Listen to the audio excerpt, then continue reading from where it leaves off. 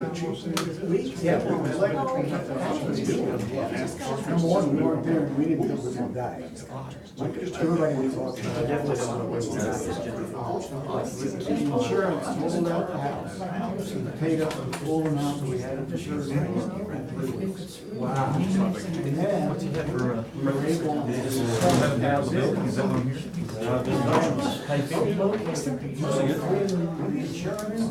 Recovering?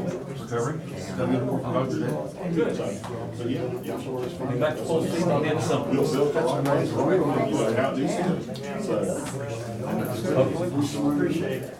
Jason's distracting me. Oh. Back to full speed on the end of summer. I got my pickleball stuff on here. They're looking for 20 days. So at least you got a boy at home. This is a good thing.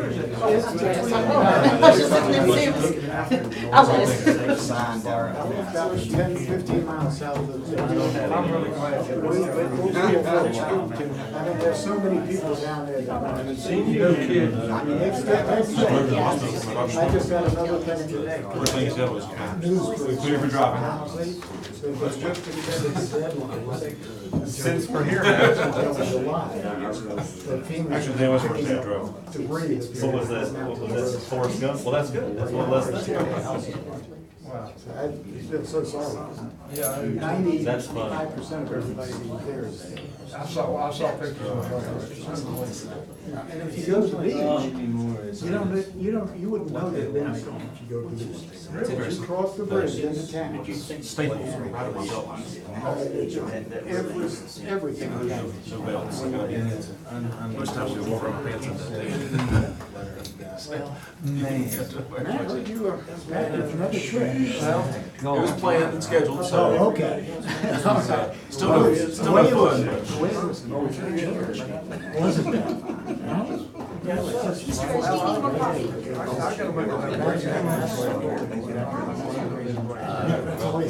That's all I said, but I appreciate that. Yeah, that was scheduled. Okay, schedule coming through. So no fun, but it went like it's supposed to. Well, that's good. If I forget it, you.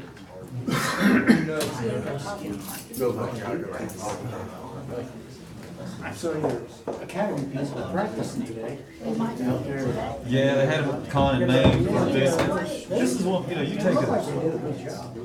Well, I'm getting ready to hear from them, because usually when they come up here, they're all in uniform. They let them all, what I call it, I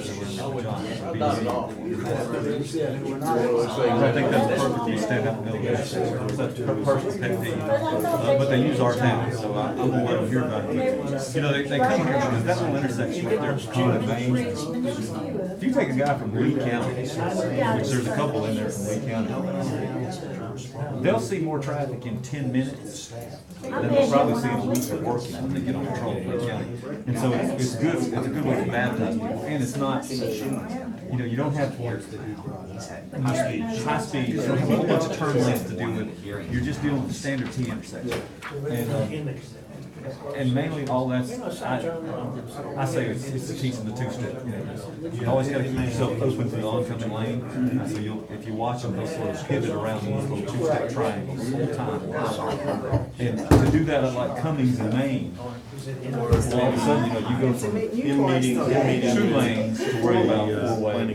You've got 4 lanes all the time. And it takes us, we seasoned guys. Somebody older who's real aggressive to do it by themselves, but most of the 10-year veterans, unless it takes 2 of them, you get 2 of them. So you can't put one guy. Well, it's obvious, all the people in the elevators, and the officers you had, on the sidewalk. Well, and we usually, because in our academy region, we're close, and we also have several of those intersections that filter down the hospital. We put them, for a little more fun, we put them court and back. Now the hospital's not able to only got regular traffic. In Kansas City, it's just we also put them there to get a little more traffic. To pecan and name. Nothing, you know, and nothing teaches you to stay on your toes, being in that little tight time zone, because you have to move really from side to side to let cars pass. So, did you all sell your? Should be about over, it takes about 2 hours to go back through. Yeah, it's over there. They were packing up. They put the lights back on automatic. The last person got. Is everybody all right with that? They started at 1, the S230. We still have. My big fear is always messing up like the barter schedule. So I'm like, just make sure. It all worked out. Well, good. Is that all right? Good to see you. I do believe I have about the best excuse for missing my barter tickets today. The plane landed on there. That was a good. I missed my show. The plane landed. Did they give you a refund? And yeah, I called him while I was sitting in the line. I said, "We will. It's we will. We've had drivers that are not here." That's hilarious. Derek, we're ready to get started. Yes. Where's Ken's great? She'll be here in a little bit. We will come We made it.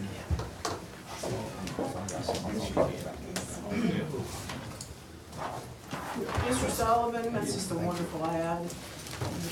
Emmett's ad? That wasn't ours. Oh, that Yeah. wasn't yours? Nope, that's not us. Okay. We don't call names, at least not publicly. That was unapproved. Okay. All right, everybody, welcome to the April 25th work session of the Abingdon Town Council. Kim Caldwell, please.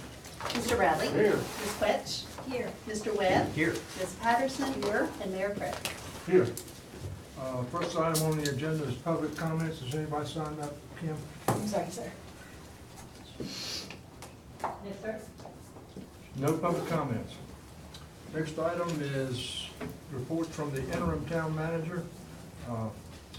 First item under that is presentation regarding financial update on the Meadows project. Mr. David Rose.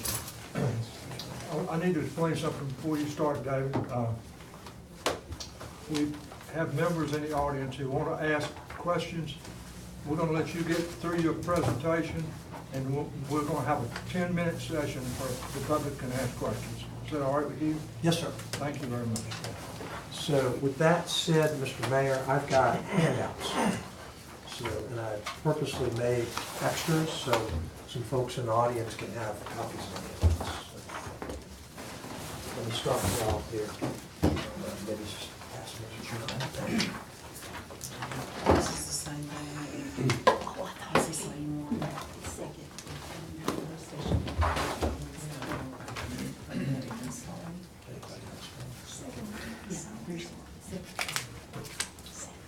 We got enough there? Just make sure.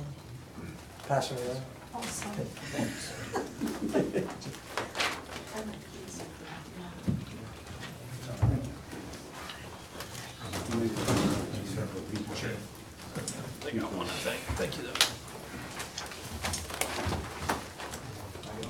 Got a couple extras if we need some more. Anybody else?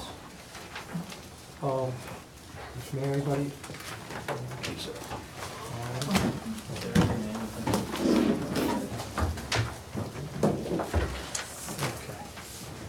Again, Mr. Mayor, members of council, appreciate the opportunity to be here.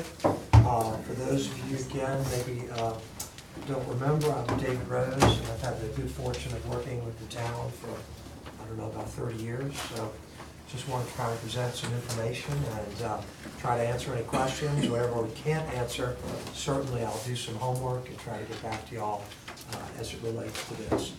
Before I start, I've got to thank not only your staff, but Cam and the county treasurer, Fred Parker, who is here today, donating some of his time from his regular job. But Fred was critical in helping us vet some numbers and do the things that you're going to see.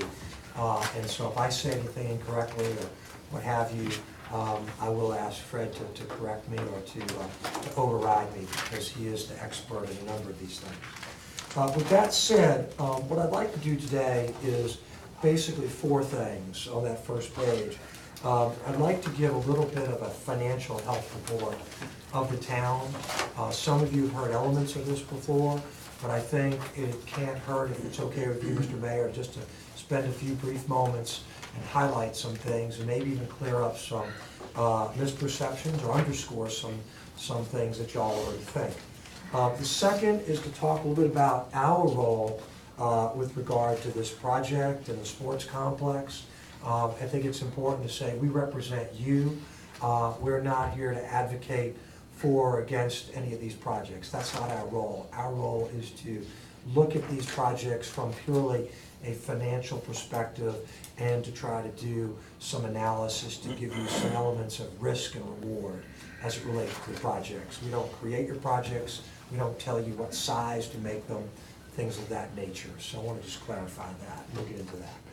Then I want to talk a little bit about the status of the report, and why we've done that. I alluded to Treasurer Parker. I've alluded to Cam here, to Ken, who, by the way, may not want to admit I've worked with him prior to coming here. So I've known Cam and Ken for a long time, particularly Ken. So then, and lastly, talk about some next steps as it relates to all of this. So if I could, Mr. Mayor, let's just start with page 3, credit ratings. I think it's important, again, as I said, with the financial health of the town, to frame it not from our perspective, but from independent outsiders. And there you are in that shady green. Your ratings are there in the solid AA category. That's considered very strong. That's not my words, that's not my terminology, that's the rating agency's terminology. And they are independent. They're located primarily in New York City, and yet they cover thousands of local governments and entities throughout the country. And so with that said, I was here back in about 1990 when we got our inaugural ratings. We were a category below that when we first went to the credit markets to do the Coombs Center back in those days. So that was the perspective. So on page 4, this is their collective comments. For those of you that are interested, these are taken directly from their public reports. Anyone can get a copy of those reports if necessary, and if they're not up on a website, we can make them available to folks. That's no problem. You can read all about what they say about the town, good, bad, and indifferent, but basically the overwhelming bulk of what they say is good. They talk about how your economy is solid, your effective buying income is about 95% nationally, but the things you have control over, your management, they think you have good financial practices, they think you do it conservatively, you have strong budgetary flexibility, and they like your liquidity, etc. So again, from their perspective, seeing folks throughout, you feel like you're in good shape. All right, let's turn on to page 6, and let's talk a little bit about the debt of the town.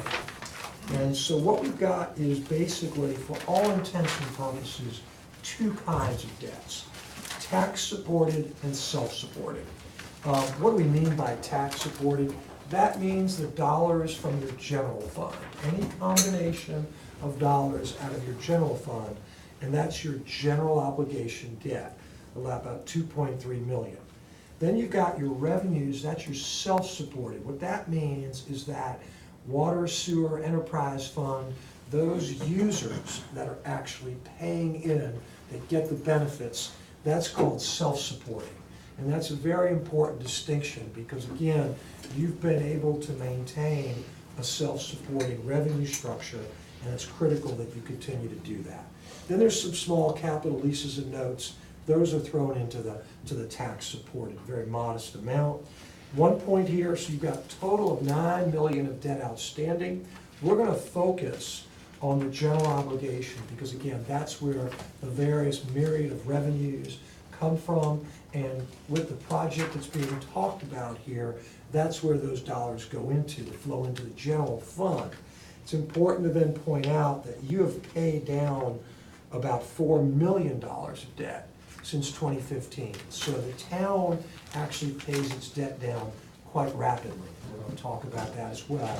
Puts you in a very good position. So on page 7, this is your debt profile for all that debt. The dark green is the revenues, that's the revenue supported. The lighter green is the general obligation, and there's the little capital leases that last for about another 5 or so years, and that is the little brown. You'll notice here on the right-hand side what we call a 10-year payout ratio. Quickly, within several years, the total debts are paid out. So what do we mean by 10-year payout ratio? What we mean is that when you look at 2020, the fiscal year we're about to go into, basically a decade from now, 2030, we ask how much principal is paid off in 10 years. And that answer is about 95%. So what does all that mean? If you're fortunate enough to have a mortgage, and let's assume you have a $100,000 mortgage, it's typically a 30-year mortgage. Most people, after 10 years, are lucky if they've paid off 25% of their mortgage.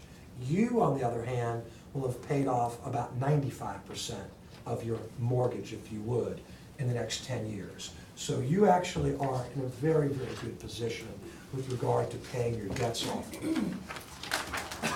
So let's go to page 8, and this is the breakdown of that tax-supported debt, that roughly $2.5 million that I talked about. And what's interesting is that on the payout ratio, all of your tax-supported debt is paid off within 10 years.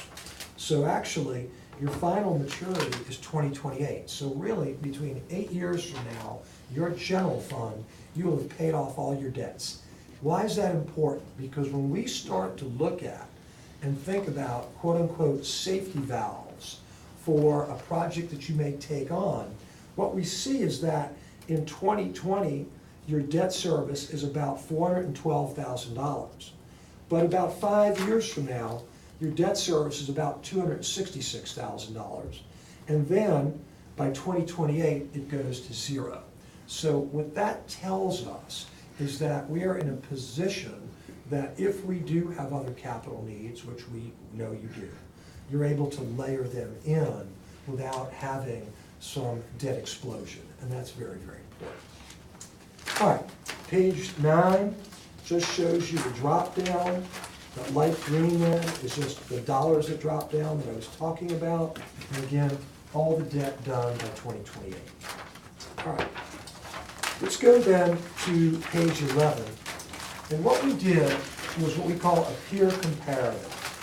This is based upon other towns throughout the Commonwealth that have generally a similar population size within reason, budget size, provide generally same services, and in some instances have credit ratings that are akin to yours. Some don't even have credit ratings for any number of reasons. I would say that we work with about 3/4 to 4/5 of this group. It's not why we picked it. We try to pick folks within your general range of population. So with that being said, let's take a look on page 12. We, as I mentioned, we kind of have a diversity from about 8,000. You can see there's your population, a couple of smaller than that, and then upwards to some 43,000. And the reason why we put Blacksburg in there, although it's much larger, is just because, again, it's up the road by about an hour and a half or so. So we thought we would throw that in for you as well. So then we move on to real estate tax rate. And you can see here that you are in the higher end. You're above the peer average on the real estate tax rate. But again, wanted to give you that perspective because from our perspective, right or wrong, our hope is that any project financing that we're about to talk about would not further impact the real estate tax rate. So that's the way we're thinking about this project that you're looking at. And so the goal there, knowing it's already on the higher side, is to make sure that we minimize, if not avoid, having to look to the real estate tax rate for funding, if you would, for future debt service. Then we go to page 14, and we have what's called assessed value per capita. This is one where the higher you are, the better you are.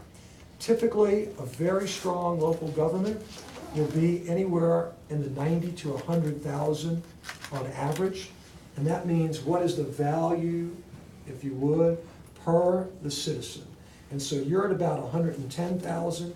The peer group there is about 90,000 or so. So you're in good shape. That speaks to basically the overall quality of the values here in the town. You can see Blacksburg looks kind of small on that. That really speaks to the fact they've got so many college kids, and the per capita is high, and a lot of those tend to be apartments and things of that nature. Then on the other side, you have Purcellville and Smithfield, both very wealthy towns. Purcellville in Northern Virginia, I was there yesterday, and then Smithfield, a wonderful little community in Isle of Wight, right on the river, in the James City, over in the Williamsburg region. So let's go now to debt. Let's talk about your debt. Your tax-supported debt outstanding, the average for the peers is about 8.5 million. You're at about 2.5 million. So you are in very, very good stead. Even if you were to all of a sudden act as if the $10 million that we have on an interim basis would be added to this, you could add that, and basically you'd be a little bit over the average, but very quickly you're coming down because you're paying your debt off so rapidly. So again, you're in a very good position as it relates to your debt outstanding. Then on page 16, we said, you know what, let's look at this in a way that some folks do. We don't really look at it this way anymore, but it looks very good for you, and that's your debt per capita. And the reason for that is different places, the values are different, but at the same time, you look at a Purcellville, which is AAA rated, the highest rated, and they're over $2,600 per capita. But again, it's a wealthier population, they can afford that. And then you look at yourself, and you're basically about $330 per capita. So you're in a very, very good position. Up the road, Whitfield, which is in good shape, is about 1,400. So again, you can see how it looks all over there. All right, next page. Your debt versus your assessed value, the lower the better. You are there, basically you're almost a third of what your peer average is. So again, very, very good position with regard to the debt. So someone might ask, well, what is our legal margin? Just so you know, your legal margin could be 10%, but you are less than 1/3 of 1%. So you're basically, mathematically, 20 plus times your debt levels could be before you broach what is, in effect, your debt limitation. Our technical constitutional limit would be somewhere around 90 million of debt. I'd have to, but I think you're exactly right, yes. You couldn't afford that, but Right. legally, that's correct. Right. And there are some local governments that bump up against that, okay, and they do. But that's important just to give that perspective as well. And I think the last one is the most important, and this is debt service versus expenditures, page 18. What this really says is how big is your credit card? And when you look at it, what you see here is that basically anyone that's about 10 to 12% is sort of the high end of what we like to see, meaning 10 cents on every dollar go to debt service. The peer average is about 7 cents on every dollar. And there you are at about 3.4 cents on every dollar. So again, you are in excellent shape. You're the second lowest. Smithfield is lower than you. So again, you're equal to Orange, which is also a healthy community, and again, in very, very good shape. Then let's turn to, we'll call it your unassigned fund balance as a percentage of reserves. What this means is, what about your rainy day fund, the dollars that you have a policy on? And what we basically see there is the peer average is about 42%. You're right around the peer average. You're a healthy number. We have a minimum, as you know, as your policy to keep $5 million. So again, you're right there in that range. What that is for, just so everybody's benefit, why local governments, particularly smaller towns, have numbers that large is several reasons. Number one, as Ken knows, and some of you all know, you don't have the same bills every month. You don't get your dollars in the same every month. So you need to have dollars in hand to help with the cash flows during the year. That's a very important thing. The second thing is that should you have unforeseen problems, and FEMA ultimately maybe pays for some of those things, it could take them 2 or 3 years to pay you back. So again, you want to have those reserves.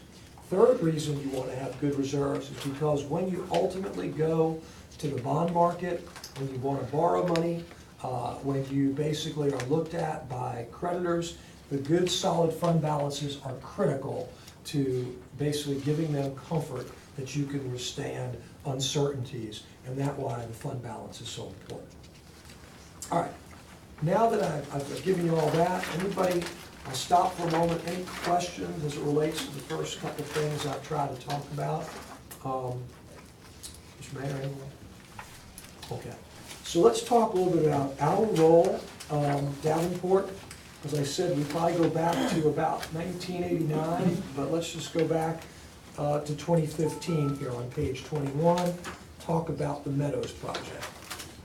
We were asked back then to look at this potential project, and at the time, my colleagues and I met with staff, Food City representatives, and they talked about purchasing some 40 acres for a sports complex.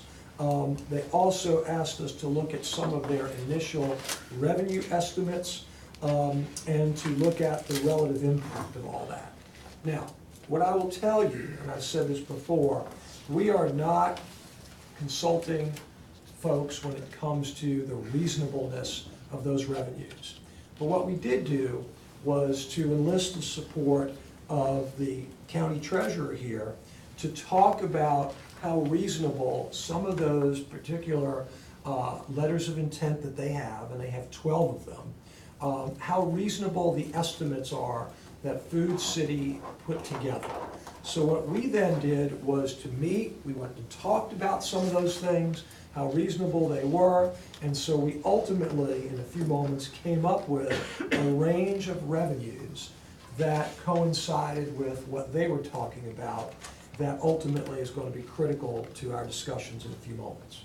So, with that said, when the project was introduced and ultimately approved by Town Council, back in 2016 in July, basically almost 3 years ago to now, we ultimately recommended that we go first into obtaining a line of credit, and we competitively did that, and we picked Carter Bank and Trust for several reasons. One is they allowed us to only make payments on the line of credit as we drew it down. So we're not paying for the $10 million, we're only paying for the dollars that are drawn down. And the rate we're paying on that money is 1.4%, which is as low as I have seen in my career. It is very, very solid. It's prepayable at any time with no penalty. And it's allowed us meaning the town, to use that, as you can see here, for whether it's the public sports and rec work, whether it's improvements, road, storm, drain, what have you. Again, any number of reasons that you want to use the money, it provides you that ability. All right, so then let's move to page 23 and the current status of where we are today. So on April 18th, we met with Food City. Chuck Banner, of course, your finance director, who's not able to be here today, with Mr. Bell and Mr. Parker, to go over the update, if you would, of the Meadows. And during that time, as I mentioned, we were given information that there will be 12 new businesses that have now signed a letter of intent. I'm not an attorney, so Mr. Bell can address what that means. But of that 12, as we understand it, only one of them is, if you want to call it, already a business here in the town. It's going to have a second location, as we understand it. So these have all been signed and are in various stages of going vertical, including, of course, the center of all this, the developer of all this, if you would, Food City, which is happening as we speak. Now, these include a combination of hotel, casual, quick serve restaurants, dining, general retail, and business use. And so what we were also provided with was a general schedule of when these would be coming online. And basically, what we understand and what we've seen is that the bulk of these in that fourth or fifth bullet point there will happen in the fourth quarter of 2019 and the first and second quarters of 2020, barring any unforeseen weather, etc. So, working with all that, we updated the revenues, and this is what we found on page 24. The development itself will produce revenues in several categories: real estate, lodging, meals, sales, personal property, and people. What we did, however, was only look to, for our analysis, meals and lodging tax. That's the only two things that we focused in on. Not because the others aren't reliable, but we wanted to be more conservative in the way we thought about all this. And the second thing we then did was we look at those currently committed businesses that do have or will have meals and lodging. And where we are right now, and again, Mr. Parker may want to come behind me on this and agree or disagree or underscore it, is that we are seeing with those signed letters of intent a range of revenues between $635,000 in a fiscal year, or in 1 year, and $775,000 in a year. Then, what we understand, no guarantees, is that there are additional letters of intent in progress, and that those collectively could then rise to revenues of about 1.1 to 1.2 million annually. And again, this is solely on meals and lodging, nothing else. So all those others could be additive to that. And that's not gross revenue, gross business revenue, that's gross meals and lodging tax revenue to the town. That's what those numbers represent. Thank you, Cam. Yes, sir. And keep doing that, because I'm not sure how much I say really gets followed. Especially if it's at my house with 4 kids, and they're all grown now. If I understand the math, then most everybody should be able to. So, It's not my strong suit. so let's give you what that means, all right? What's all that mean? So we then said on $10 million, which we are going to recommend, that at this point, we then move to, in effect, taking that interim monies and permanently taking care of that money, payable over 25 years. That comes to an average annual debt service of $625,000 a year. So think about it. If we've got, on the low end, $635,000, on the higher end, $775,000 from the letters of intent, that makes us feel good that even if those numbers are off by a factor of 25 or 30 or 40%, what we're going to find is that a goodly number, if not all of it, is covered by those new revenues. But that doesn't then even take into consideration the fact that the developer expects additional revenues by some other project pieces that are now in progress that go to the $1.1 million or the $1.240 million. Plus, it doesn't factor in anything on the real estate, the personal property, the BPOL. So we feel as if this is a very solid position for the town to be in, coupled with the fact that when the town is paying down its debt so rapidly, it puts you in a very good position to look at all this. Yes? Do you want to get Fred's input sort of on up to that point? I'm sorry. Do you want to get Fred's I would love input to. onto those Yes, sir. points? That thing, and that gets me to stop Before we- talking, so that's. Before we go on to the Yes. next one. Thank you. You know, I'm here because Abingdon's one of my towns. I want to see you succeed. Basically, the bottom line for each $1 million in sales in the restaurant, in the food business, in the project, it'll generate $70,000. They already know they have 12 signed contracts. They have other letters of intent. There are 2 businesses, and those letters of intent themselves will make up almost the entire debt service payment of $625,000. they will be game changers for the town of Abingdon. I mean, literally game changers if you can land them.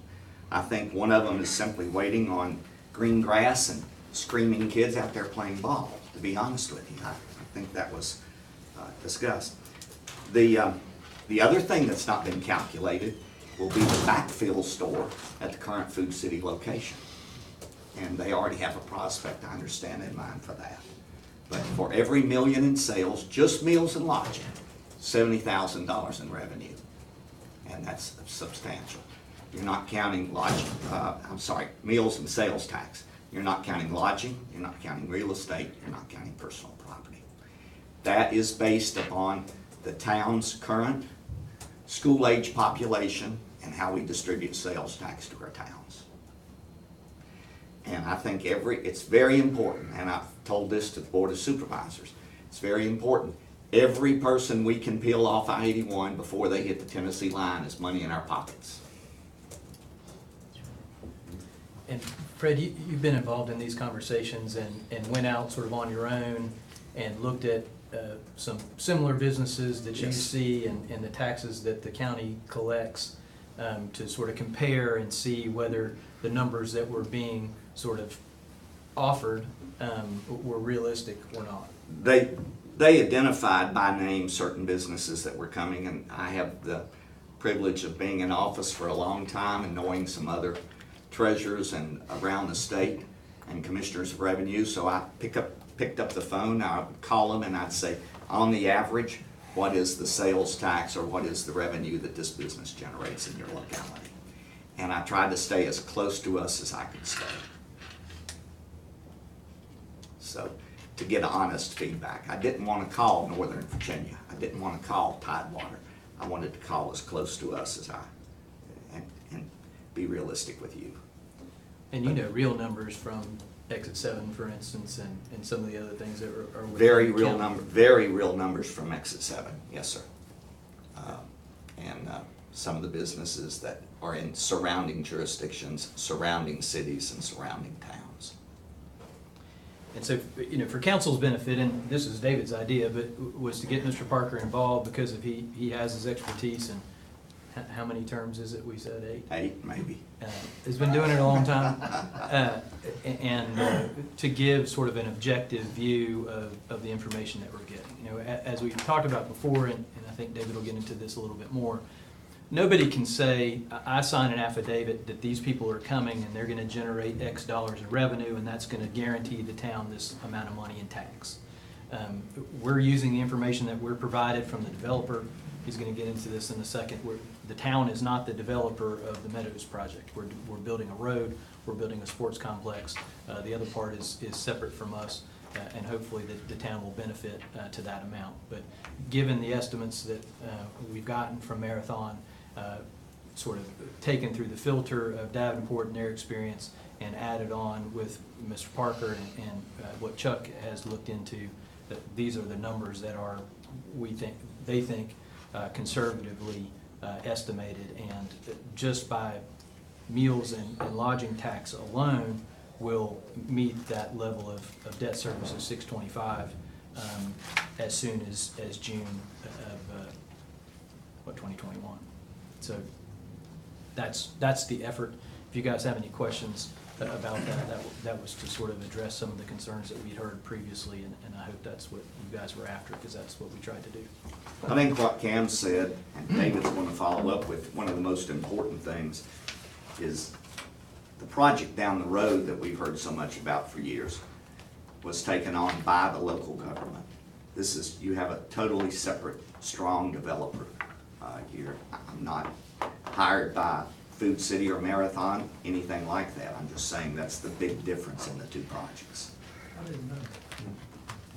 Thank you so much, Fred. We really appreciate it. You're welcome. Thank you, Fred. And I just would like to just add to that on page 25, because we've been involved with both projects. We've seen the good, the bad, the indifferent on any number of projects throughout the state. Been involved with the project, the Highlands here in Washington County. So that said, the principal difference between the two projects is that In the case of the Falls, the developer was the city, or is the city. In your situation, obviously it's KVAT, Marathon, whatever the proper name, nomenclature name is on there. The second piece of this, I think, is very, very important in terms from a risk perspective, is the project development. In the case of the Falls, it's a 3-phase project that is over 5 to 6 years. So interestingly enough, the development, the third phase, is actually not planned to be done till the end of 2020. So that's still a work in progress, and that's important. It's not a done project by any means. In your situation, this is basically a project that is a 1-phase, is estimated to be done over an 18-month period, which is why so many of those things are coming online simultaneously and then are quickly expected to be followed up by these other letters of intent that we've not even counted in that are supposed to be signed. And again, if they don't get signed, as Fred said, we know the revenues we've got are very substantial. Even if we discount those revenues, we feel as if they get you a long way towards meeting your annual debt service that we estimate in that $600,000 per year level. The third thing is locality investment. As you know, the Falls project, it started as an investment estimated at $25 million, all needing to be done up front. Ultimately, it was a $50 million investment in terms of actual dollars. For you, the good news here is you know already that your investment with the road, your 50% partnering, is that $2.5 million. That's already moving forward. And then you know the estimate of the $7.5 million. So you have a control on that. It's a much more known amount. And again, it's only 1 phase. And then finally, with regard to the Falls, that debt service that on the $50 million needs all 3 of those phases to work. For you, the debt service is covered already just by the estimate of the letters of intent that are right now already signed.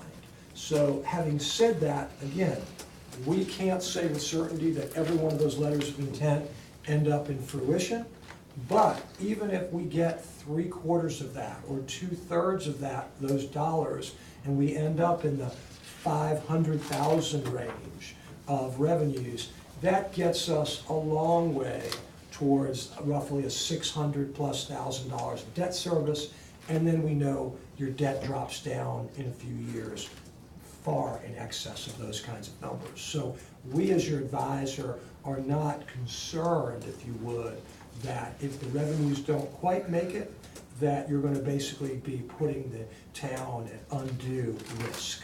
We see it as a situation whereby, again, it's a relative magnitude, because as I said earlier, right now your debt service is basically around 3.5 cents of every dollar in your budget. That is a very modest amount of dollars relative to any best practices of towns, be it in Virginia or nationally. So lastly, One thing I'd add to that list, David, is unlike the Falls, the anchor store here is already in place, and it's technically a separate entity, but related entity, that they're building a food city there that they need to support with other anchor institutions. And it's not a build it and they will come situation. It's that they have letters of intent of people that you can see now rising out of the earth. Real businesses are gonna move into those soon. So it maybe a couple years ago was an iffier situation and some consternation, but based on what we've seen and what we're actually physically seeing on the ground, it looks like a literally much more concrete situation in contrast to Exit 5. yes, and to underscore the way in which we're talking about even setting up the debt service for the takeout of the 10 million, which is sort of the last page here, we're going to recommend that we ramp it up so that it dovetails intelligently with those things that are now going vertical that will start producing revenues in the next 2 fiscal years. So with all that, on page 26, and I'm almost done, late April, right now, we understand that the design of the sports complex is about 90% complete. That's what I was told in our meeting, and that's what I'm sharing today. And so as a result, we understand that sometime next month or two, the town will actually then solicit construction bids, get those bids back in the July, August timeframe. And the hope is, this is sort of my thinking with Cam and with the town and with Fred and all, that we would have something that looks good on or about September 1. That said, once we get something that appears to be acceptable, even if that needs some tweaking or working, what have you, value engineering as typical, we would then recommend that while interest rates are highly favorable and while we have a good sense of these revenues coming in, we then convert into our permanent financing, which means we would take out that Carter Bank line of credit, and we would move to the permanent financing and get that done by the end of the calendar year. And again, we are seeing interest rates that are hovering now near 50-year lows. They have come back down again. They were rising a little bit, but they have moved more favorable. Given how uncertain the world is, given the fact that we're getting closer to an election year before we know it, hard to believe, I think we like to try to get ourselves set here in the town and not worry about all that nonsense as 2020 gets closer to us, and that's our recommendation.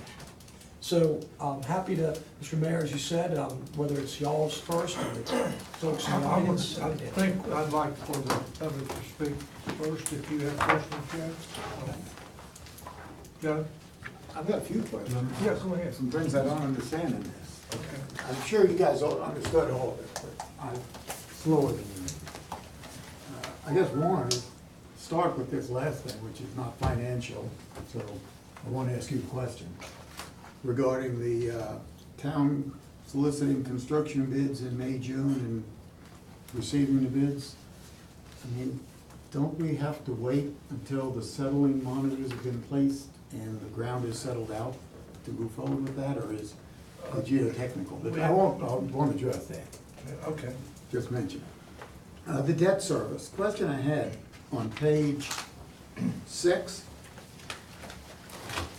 you know, because you got the general obligation tax supported today is 2.3, and the general, I mean, and then the revenue being the sewer fund. I'm surprised you combined it both on the next page, because I think really what you're talking about on this bond is general obligation, how it affects taxes, whereas the revenue wouldn't. That's why I did the next page, which I took it out. That's right. Okay, so the next page where you take it out, Right.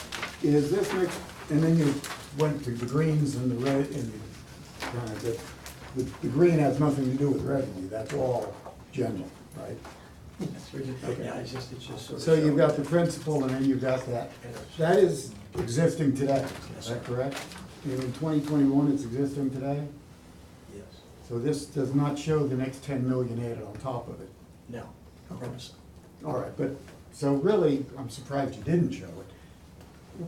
I guess what you're really looking at is all the current debt, if you don't do anything else, is going away by 2028. But am I correct that starting next year, if I understood right, you're gonna try in this next fiscal year to put the 10 million on top? Yes, sir.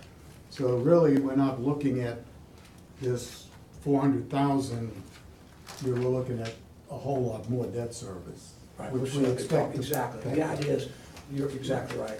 So Okay. we're talking about adding eventually some 600,000 I saw that. of debt service. That's exactly right. Correct, on And then top of as- the 400. Right, and then as Fred said, Right. basically, we are expecting by virtue of that to then have 600,000 plus come in as new revenues totally tied to this project. Okay. Can That's we go the- back to that page number, excuse me, where you're adding the 400,000 and 600,000 on top, what page is that? I'm just saying, we verbally were just talking about that under page. Mr. Levine's making the point that on page 8, 6 through 8, basically, that whole section is the town's current debt. Those sections do not include the $10 million bond or those debt service. There's no question that when the $10 million goes into place, that the debt service will then become $1 million. So on page 24 is where we talked about some of Right, discuss the it. dollars. I guess I'm surprised that we didn't clarify that for everybody, but that's okay. Then I had another question too, because I want to make sure I'm understanding this.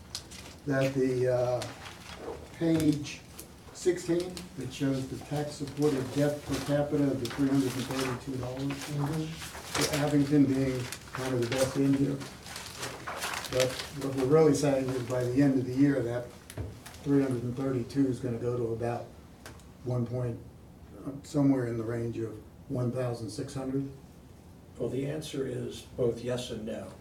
If we see this as, right now, the tax-supported debt, if we are only going to add that 10 million because we're gonna see some $600,000 to $700,000 of debt, of revenues coming in.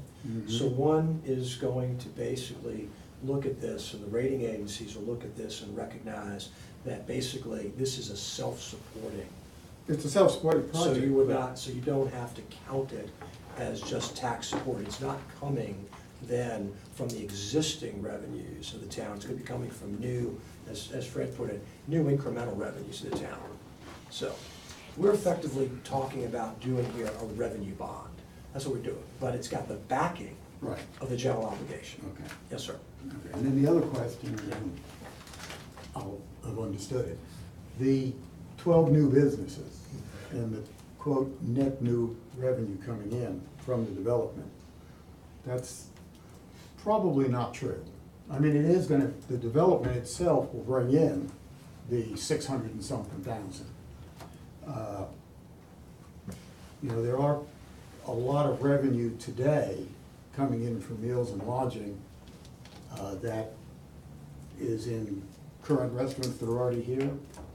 And my guess is that every single person that shops in the Meadows complex and buys from these 12 new establishments, probably a lot of those people will not be going to a local restaurant and going there instead. So it is revenue from new entities, but it is not net new revenue.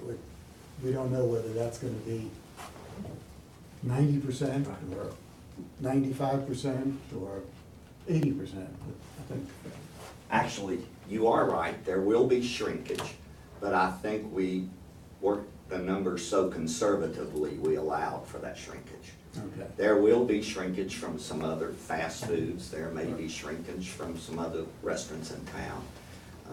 But by playing it so low ball and so conservatively, I think it more than makes up for it. Okay. And I think part of what Fred is saying is, don't forget, we're not counting some of those other revenue sources at all on the 12, which will be Right. net new. We're not counting the displacement of where Food City is moving from, that's going to, again, have a tenant there. That has not been factored in. And we're also saying to ourselves, we're not counting the new potential letters of intent that could get us to 1.1 or 1.2 million of just lodging and meals. So if you take the combination of those three, plus the fact that the town is talking about a sports complex that very well possibly, we're not counting this either, could bring in new folks, people that heretofore would not be in the town on a given day or weekend for events, that all of a sudden they decide, let's go over to some restaurant or let's stay at a hotel because we're coming from a little further away. None of that's been factored in. So from our perspective, I like the way you're thinking. So we kept thinking those other 5 or 6 factors offsetting the fact that, as Fred said, we know there'll be shrinkage. That really gives us a lot of comfort in the 38, 39 years that I've been doing this and advising folks, that we've got a lot of safety valves. Because let's face it, we also could see a recession and a slowdown and things like that inevitably. But we feel like a lot of these other factors really will be offsetting all that. So that's sort of our expertise on all this. I guess what I'm seeing on this is, I'm very bullish from 2023 on, we're gonna be in good shape. I'm really concerned about the cash flow So let me from jump today in. until Okay. 2 years from I now. said something subtly that hopefully will give you some comfort. Well, I said something a few moments ago, and I didn't say it, but we could show, we've done this in previous presentations, where we've ramped up, and Fred knows what we're talking about. We did this as well for the Highlands project, which was very successful down the road. In fact, paid off its debts earlier than expected. So what we're going to do is not immediately go to 600, or let's say round it off, 600,000 of debt service to meet your concern, same that we have. What we're talking about is ramping that up over the next couple, 3 years, so that yes, when we hit 2023 or so, fiscal year, everything I think of is fiscal year, Right, I think then we'll it's be, fiscal. that's exactly right. Then we'll be in that mode to average, let's say, 625,000, or whatever the number is based on the interest rate. So your thinking is exactly the way we view this in terms of structure, yes, I'm sir. thinking especially 2020, 2021. You got it, exactly. We And think that's, this year's and let's budget take is it, hard. There's the debt service line. It slowly ramps up until you hit your full payment line. yes. That gives the projects time to be built, Mhm. and then the revenue start rolling. So let me add one more point to this, which actually, again, just getting to the council should be another positive. If indeed we move forward, again, I'm talking about fiscal years now, if we move forward and term out that money, it'll be fiscal year 2020, of course. It's the end of 2019 calendar year, that's the 2020 fiscal year. Mhm. The first payments, to a large extent, actually don't occur until FY 2021, even if it's 2 days into the new Right. fiscal year. The point is, we expect a certain level of revenues in the 2020 fiscal year by virtue of this project, fiscal year. We are not counting on any of those revenues in FY 2020. So it's very possible, not saying it will happen, that we could actually have a little bit positive cash flow in 2020, irrespective, because the first payment won't occur until shortly into FY 2021. So hopefully that further helps you and citizens in terms of worrying about putting extra burden on the town's cash flows. That's what Fred and I, if you want to add to that. Yeah, and let me address one other thing with regard to shrinkage. Shrinkage is almost unmeasurable. And we know that it could happen in meals and sales tax. It probably will not happen in real estate. You're going to have a new Food City location, you're going to have the old Food City location that are still going to be paying that real estate tax. It's not going to shrink unless we cut the tax rates. And personal property generally won't shrink that much with new business, with the new backfill going in there. So the shrinkage is only going to be in that meals and lodging, and it could be possibly with 2 hotels coming in. One hotel's already under permit, I think, at the new site. You could have some minor shrinkage from other facilities. Yeah, I think you'd have shrinkage in lodging, Yeah. for sure, because you've got hotels on the other side of town and bed and breakfast around and Airbnbs popping up like crazy. And the other place you'll probably get shrinkage is gonna be in your non-meal retail. Mhm. I mean, you got, if you put it, you know, one of the stores mentioned was a junior automotive store. If they put an automotive store in, people aren't coming off the interstate to get spark plugs. They're gonna just come from one of the other places that used to sell them. Joe, the time's about up. Okay.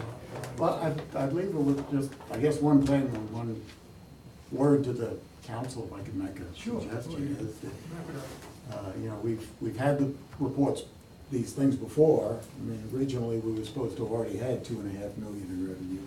I just say, try to minimize your spend this year and next year until that revenue starts flowing. Thank you very much. Council, do you all have questions of Mr. Rose? Thank you. I don't have questions for Mr. Rosie just yet, but I do have a couple of questions, maybe one for Mr. Bittleman. First of all, I want to thank Mr. Rose and Mr. Fred Parker for coming to try to clarify everything here. I'm grateful for that, okay? Thank And you. I'm looking forward to this project. I know I was against this project from day one. I'm for it now. I want it to succeed. I want the town to get a lot of revenue in here to pay our bills. That's what we need to do, is pay them off. But, Mr. Bidham, if you can remember this off the top of your head, do you know how much money that we've already spent on the roads from the $10 million already?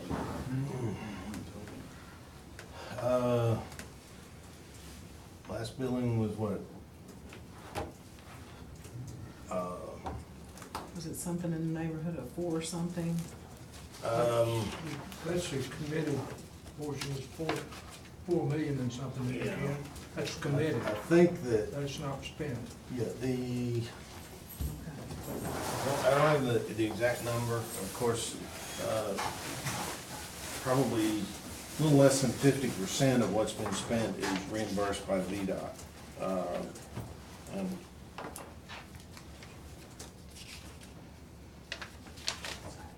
no, I did not bring that. That's okay. I don't mean to put you on the spot. I'm just trying to arrive at a figure.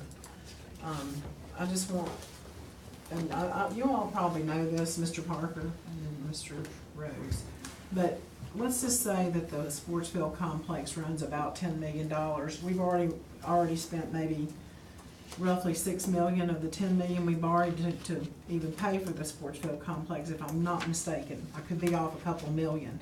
But did you all figure that in, that it could be a total of $10 million for the sports field complex once it's bid out? And that's what, you know, way out there, but let's pretend that. You go first. Well, actually, we didn't do that figure, but I think we probably can. What you've got to remember out there is right now, and Ms. Patterson, I sort of agree with you, you know, we want this project to succeed. I want it to succeed as county Absolutely. treasurer. Because Absolutely. when the tide rises, all boats float. That's right. Right now, you've got a half-finished house sitting out there. And you can't live in a half-finished house, and so it's gonna have to be finished to get that revenue stream flowing so that this is not a tax-based project, but it's generating its own revenue to pay off the bonds. Mr. Rose can probably tell you if you have to go back to the well and get a little bit more money to finish it, but it needs to be, we need to finish it. Yeah, I agree. We're tired of looking at clay mud. And we were looking at doing it in phases Yeah. that was our original plan, to do it in phases, so we're not putting ourselves in so much debt Right. that we, you know, can't swim, okay? So that's my concern, is just monitoring and don't spend it too fast, but let's get it done. If you slope it, as Mr. Rose indicated, and businesses will come on as your debt ramps up, I think you'll be okay. Now, I'm not the expert that David Rose is here, but I There's a lot I more than think me as an he's, expert. I think he's on track. And Cam and your treasurer, I think they're on track with their numbers. And so, yes. So to answer, so you noticed in our schedule, we said, let's first get in the bids. Let's see what they look like, good, bad, or indifferent. And that allows us then to, if we need to, again, I'm not advocating, as you can hear, for adding 1 or 2 million, or whatever that number is, versus the estimate of 7.5. But if you had to, and you had no choice, if that was what happened, then we have certain outlets. We could, for example, move that debt, instead of being a 25-year payment, it could be 27-year payment, something like that. Or we could ramp it a little bit more. I will tell you, the way we've looked at this, it's an estimated interest rate. Interest rates have been more favorable now than when I visited with you several months ago. But then again, we're talking several months from now to go into that, we call it the bond market, rates could go back up. So we're just giving you, that's why I've been saying here, the estimate of essentially about 625 or 650,000 of debt service. It's not an absolute no number. Won't know exactly till we enter the marketplace. We have an order of magnitude.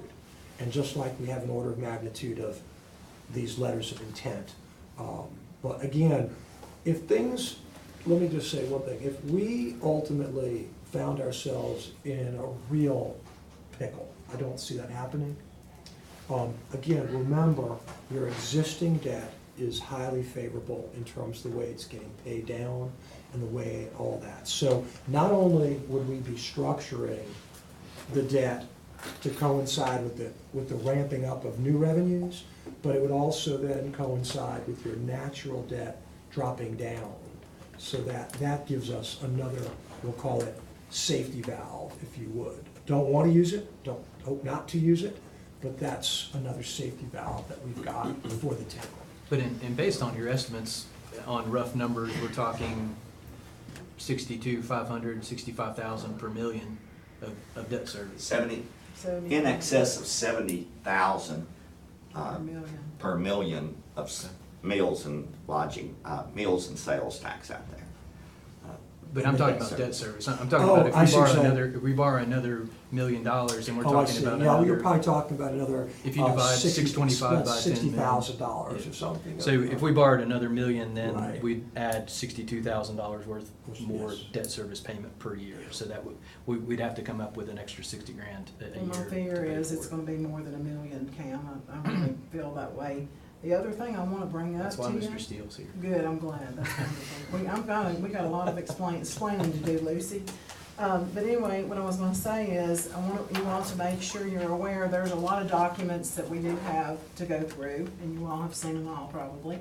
But in our bond, that is recorded at the courthouse, there is a paragraph in there that we have to pay that $10 million off it by 3 years, 6 years, we're already 3 years into that now. So what happens with this? Can you explain that? So, yeah, absolutely, that's a great question. So what we talk about by this interim financing that we did was the expectation we had is that before that, I didn't even think about it, whether it's 5 or 6 years from now, before that occurs, we are going to term it out, as we talked about. So that's what we're talking about here, is terming this out by the end of the calendar year. So we'll have termed this out, that basically goes away, and we convert into the permanent financing.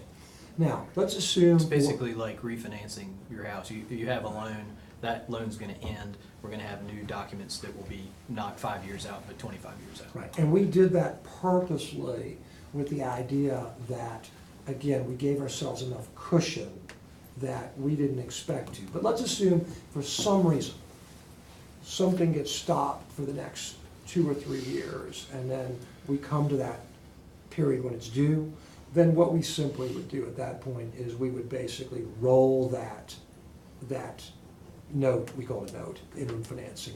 We would roll that, whether it be another year or two or something of that nature. And that happens to us a lot when we do interim financings for school-related projects, which is not germane to you because counties borrow for schools. But we see that a lot because we try to tie it into when we get money from the state. So that's pretty typical.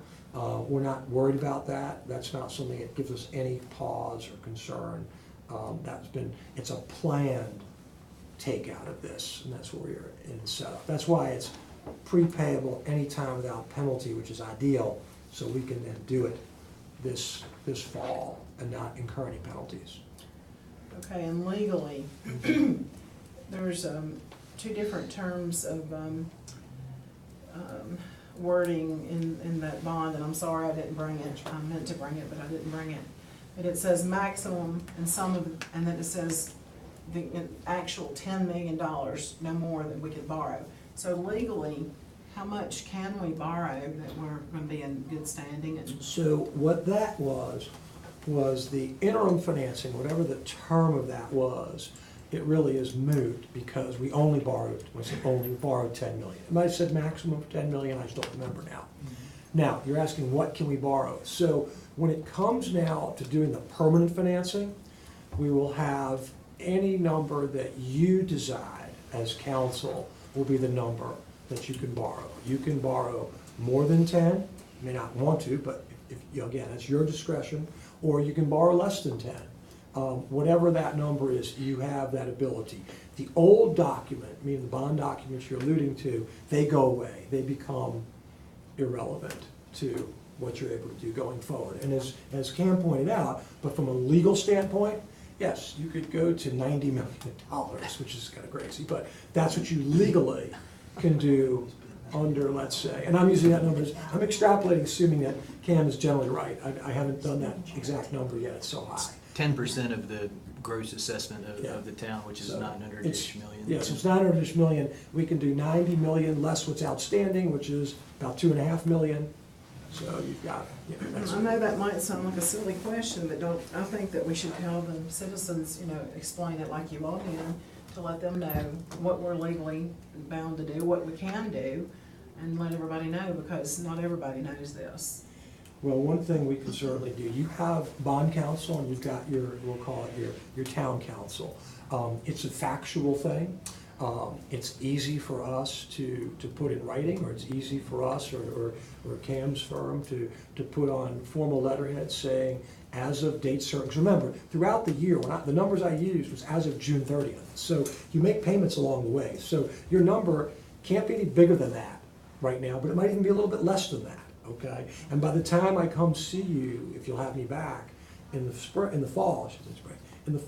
that 2.3 number could very well be a little lower because you're making payments throughout the year on debts. So it's a fluid thing, but it's a fluid thing that's going down in your benefit. So we would pick a date and time, which we typically do June 30th of the past year, which is 18, because even though 19 is right around the corner, and we'd say, as of that time, with your assessed value based upon that, you have this capacity. Now, again, so we could do that if so asked by Mr. Vinham, that's a very easy, fast, or someone like Cam Stark could do that. And that's, two separate things. So, we have the constitutional debt limit, which is the $90 million math question. And then the other question is, under the bond document, and the answer is, and that's why the line of credit is set up like it is. We borrow as we're spending, and whatever number we get to at the end, that's what will be converted into a bond. So if it ends up being 10 million exactly, then that's what the bond will be. If it ends up being 9.5 million or 7 million or whatever it is, then that's what the bond will be for. We don't have to spend $10 million. That's exactly right, yes. Thank you so much. Thank you. We really appreciate it. Okay, council, the next item on the agenda is discussion regarding proposed change orders to Green Spring Road related to final grading of utilities. Mr. Bidden. Ask Mr. Steele to help me out as we go forward, and Matt Bullock, we met this morning. Answer one question that came up. Out of the $10 million, there is $6,766,682.12 remaining in the line of credit. In the line of credit, no, I heard 6,666,000. $6,766,682. Okay, and that's what's in the line of credit. Right. So we've spent almost. 3.2 million has been drawn down, primarily on the Green Springs Road project. I believe that mainly the soft cost engineering, legal, bonding and all is about 600,000 that's been spent on the sports complex side today.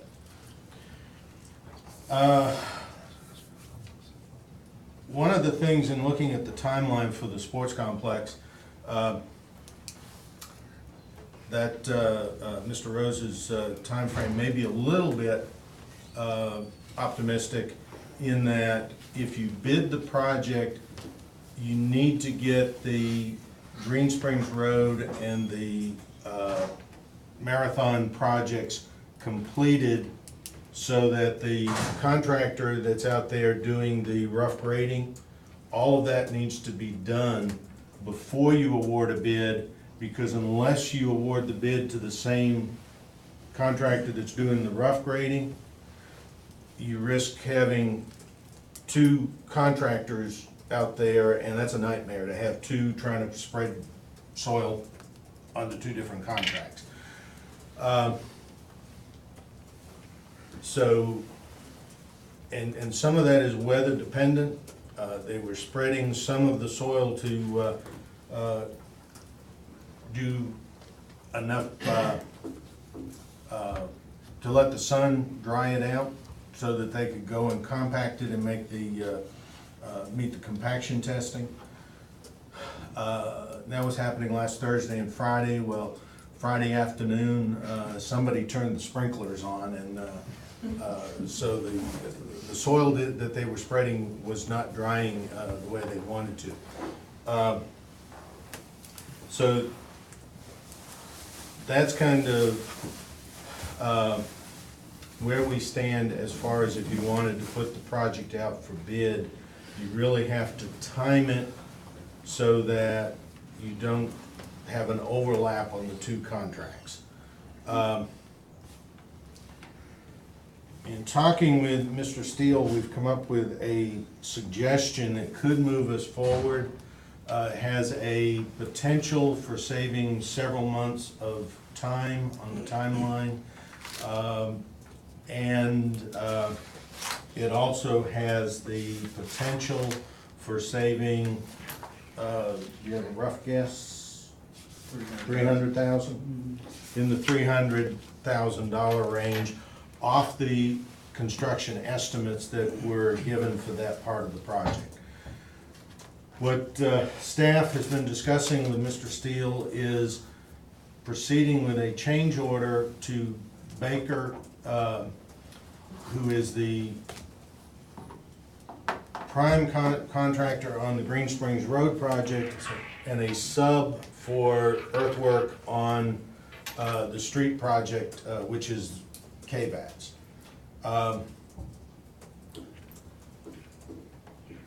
We're trying to work out the final details of that, and it may or may not be something that realistically could come to you in May. It may actually be something that would be, would need to have until the June meeting. But if council wanted to proceed, there is that potential for awarding a change order to Baker for them to do the final grading, which has always been in the sports complex project, and all of the underground utility work, which would be the water, the sewer, the stormwater, electrical conduits for lighting and that type of thing. Mr. Steele's estimate for that portion of the work was about 1.4 million.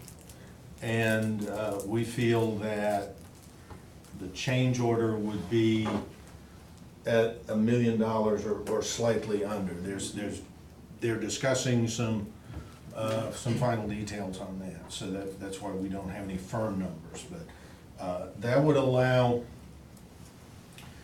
probably all of that work to be completed between now and the end of this calendar year. Another thing that we had discussed a little bit would be that would then put all of the rest of the work for putting out a bid in the November to January timeframe. That's a better time for taking bids because contractors are trying to line up their work for the following year.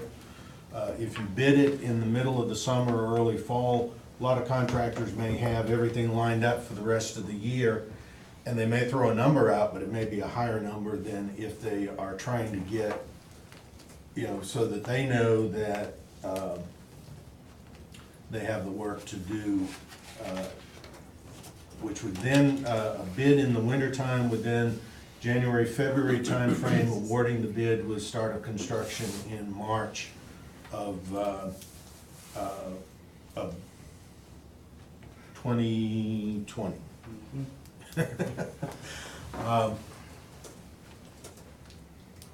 The final piece, which I think could save a little bit of money that we've talked about, is there's some landscaping, 150 trees, 500 bushes that are in the sports complex project.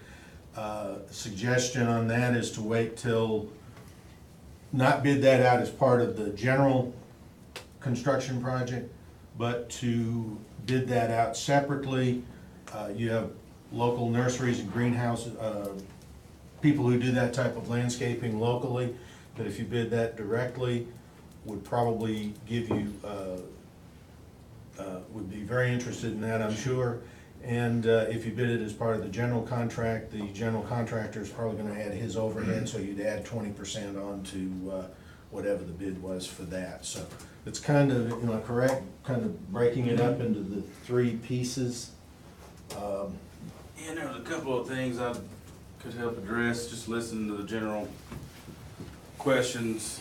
As far as how we're progressing and keeping our finger on the pulse of the budget, I've been given direction to follow a lot of the concerns that I'm hearing here, in that as we continue each piece, if I can get this change order negotiated, I feel good that you're going to save the money, you're gonna get the product for less money at the quality that the town should receive it, then I'm gonna recommend you move forward with it. The reason that Mr. Vidham said that it may not happen for the May meeting is if I don't feel confident that I've tied up all the loose ends and I have got a tight contract with Baker, not that they would wiggle, but that I can't hold them to the tune and make sure they give you what you're supposed to get for the money, I'm gonna keep whittling on that until I come and stand in front of you, because when I say it, this is the face you'll see again if something doesn't work right.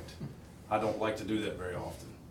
So I want to make sure it's tight. If I have any kind of loose end, I would rather put it off and have it right in the June meeting rather than push something through, everybody cheers, in June I come back and say, yeah, I didn't really tighten this one up.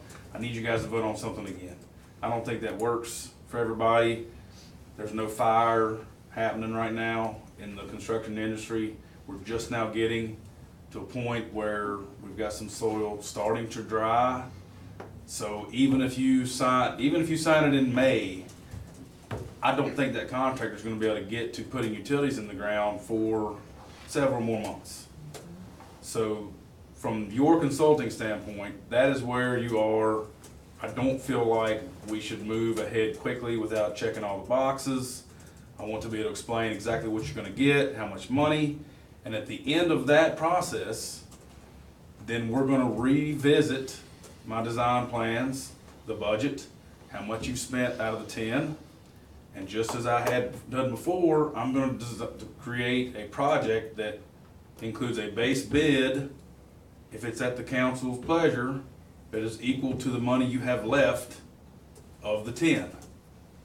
Then I'll do a add alternate to say this gives you all of the rest of your sports complex. When bids come in, you guys have a menu to shop through. You can say, we're okay with not putting lights on one or two of the fields. We're okay with waiting on another field, if that is in fact what you have to choose from. And we're gonna give up lights on several fields and one of the baseball fields because we'd like to see revenue start coming in. And I will tell you, okay, if you don't do it now, you're gonna pay a little more for that later because you're gonna have to bid it again. But you may want to do that because then you can wait until you see what revenue really looks like. That's your burden. You have to decide whether you wanna pay more, wait for a sure thing, revenue flow. But that's the structure that I envision moving forward with so that you folks always have a good answer for the people that voted you in. We've got a plan to not bust the budget. We're not gonna have a house we can't live in because at the least we're gonna build 4 walls and have some decent furniture in the house. You just may have to not have a dishwasher for a little while until you're certain that you've got the cash flow. So I don't know if that explains better the safety stops that we have in place to very carefully make sure we manage this project so that you don't get put in a bad spot saying, well, now we've done it. We don't have a choice. We've got to spend more than 10 or we don't have anything. That's not the direction the staff has given me moving forward. So I don't know if that kind of tied up some of the questions. Did it for me. I say amen, brother. All right. The countervailing point to that is what we've heard from Marathon is that there are some businesses sort of the chicken or the egg. They're waiting for the town to commit that the sports complex is gonna be built. And I know that you guys have said that directly, but they've heard and seen things and are hesitant themselves to committing to something when they feel that their business is gonna rely a lot on kids being over there playing ball, not so much just another shopping center on Cumming Street. So to the extent we can get some, Yeah, we have not ran this by Mr. Smith and Mr. Spangler to see if moving ahead with the utility and final grading portion would be enough to help move some of these that are kind of waiting over to making the actual commitment. So we haven't gone that far.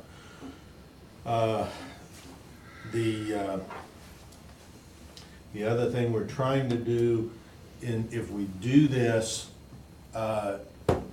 Green Springs Road is under AMT for construction inspection. The sports complex, we're under contract with CHA.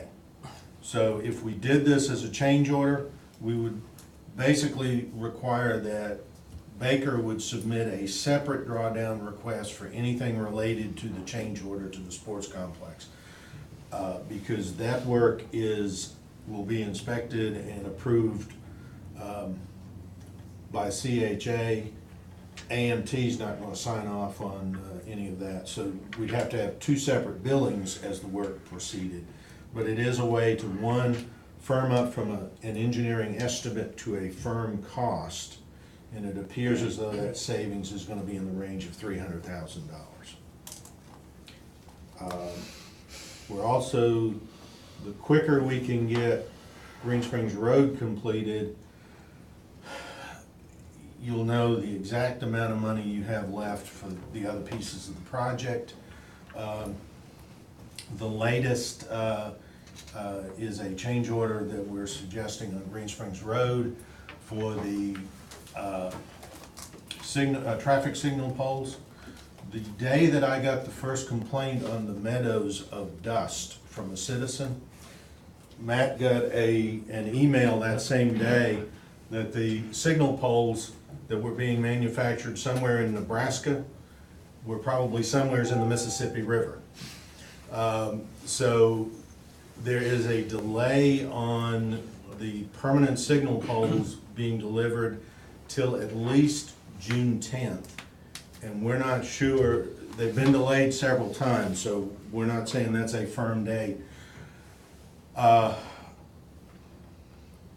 Baker cannot finish the construction on Green Springs Road and get it opened until the traffic signals are changed out. The existing signal pole is right in the middle of the turn lane into the new extension. So that pole has to be removed. You can't remove the pole until you get traffic lights back up. So it's either wait until the permanent poles come in, and that will probably require Baker to pull off and not complete the turn lane, the overlays, and the paving. Indication is that if you wait, they're gonna come back, they're gonna have to pull off and then come back with a change order request to remobilize, to come back in. You're also, if your paver gets on another job, you may not be able to get the paver back in, and it could be, again, a delay of days, weeks, or months to get them back in. The suggestion we have is to proceed with a change order, which has been priced out at a little, $58,187 and a couple of pennies. VDOT has approved that that's eligible for the 50% reimbursement, so the town's cost would be half of that. That would allow them to put up temporary wooden poles, redo the lights, take out the existing light structures, complete 100% of the work by the end of this fiscal year, get the road open back up to Green Springs Road, back out to the traffic light, move the construction entrance up to the other side of the Green Springs Road extension, and reach substantial completion. We've indicated, and Baker has said, that they feel it's realistic to achieve that. If they do that, the only thing that would be remaining between substantial completion and final completion would be to come back in, pull out the wooden poles, and put in the metal pole when it finally arrives. But that would alleviate any problems with delays in completing the road, get it back open so that the town is not faced with the questions of there's everything out there and they're not working on it again. So that there's two choices: either wait for the final poles, the permanent poles to come in and pay whatever the remobilization costs would be for that, or move ahead with the change order, an additional $28,000, something like that. It would be the town share, be able to reach substantial completion by the end of June, get the road back open, and then probably, this may be something that they do in May and put the temporary poles in May and then pull them back out in July. But our recommendation from staff, I think Matt would agree, is the best thing to do is to proceed with the change order for $58,000. You want us to put that on the May agenda? I think the quicker we can get word to them, they have to order the poles, which they've been, the temporary poles, they've been told it's about a week to get the material in. So as soon as we pull the trigger on it, they will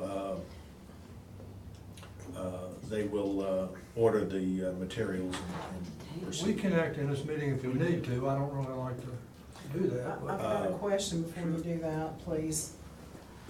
Yes. Question, I wanna make sure I heard you correctly, I don't know if I did or not, but the $58,000, then we're gonna pay like 20-some thousand.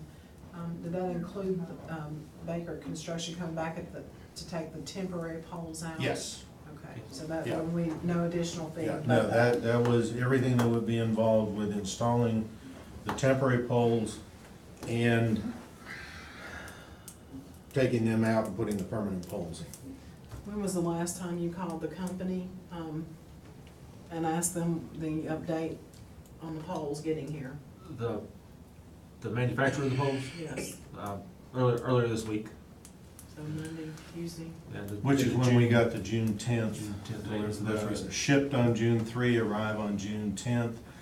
However, this is the third or fourth. I do not have a high level of confidence they can meet that. I mean, that date has been fluid since the beginning.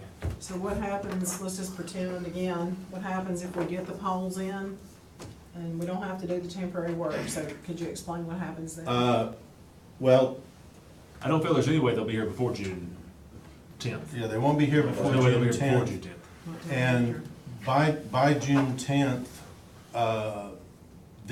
in order to meet the end of the year, end of the fiscal year deadline for substantial completion, they've got to get rid of the existing poles and do the paving. There's a couple of nights of, where they'll do night paving on Cumming Street and the striping. So in all likelihood, even if they arrived on June 10th, the contractor's going to, some of his subs are going to pull off the job and have to be remobilized. Okay, thank you. Council, what do you all want to do? You want to act on this now? You want to put, I'd like to act on it now. Sounds you like like to act on it now? Okay. Then we need a motion, and we need the exact number, Matt, for the change order. 58,000. Give me a moment. Shouldn't brought that along with me, but,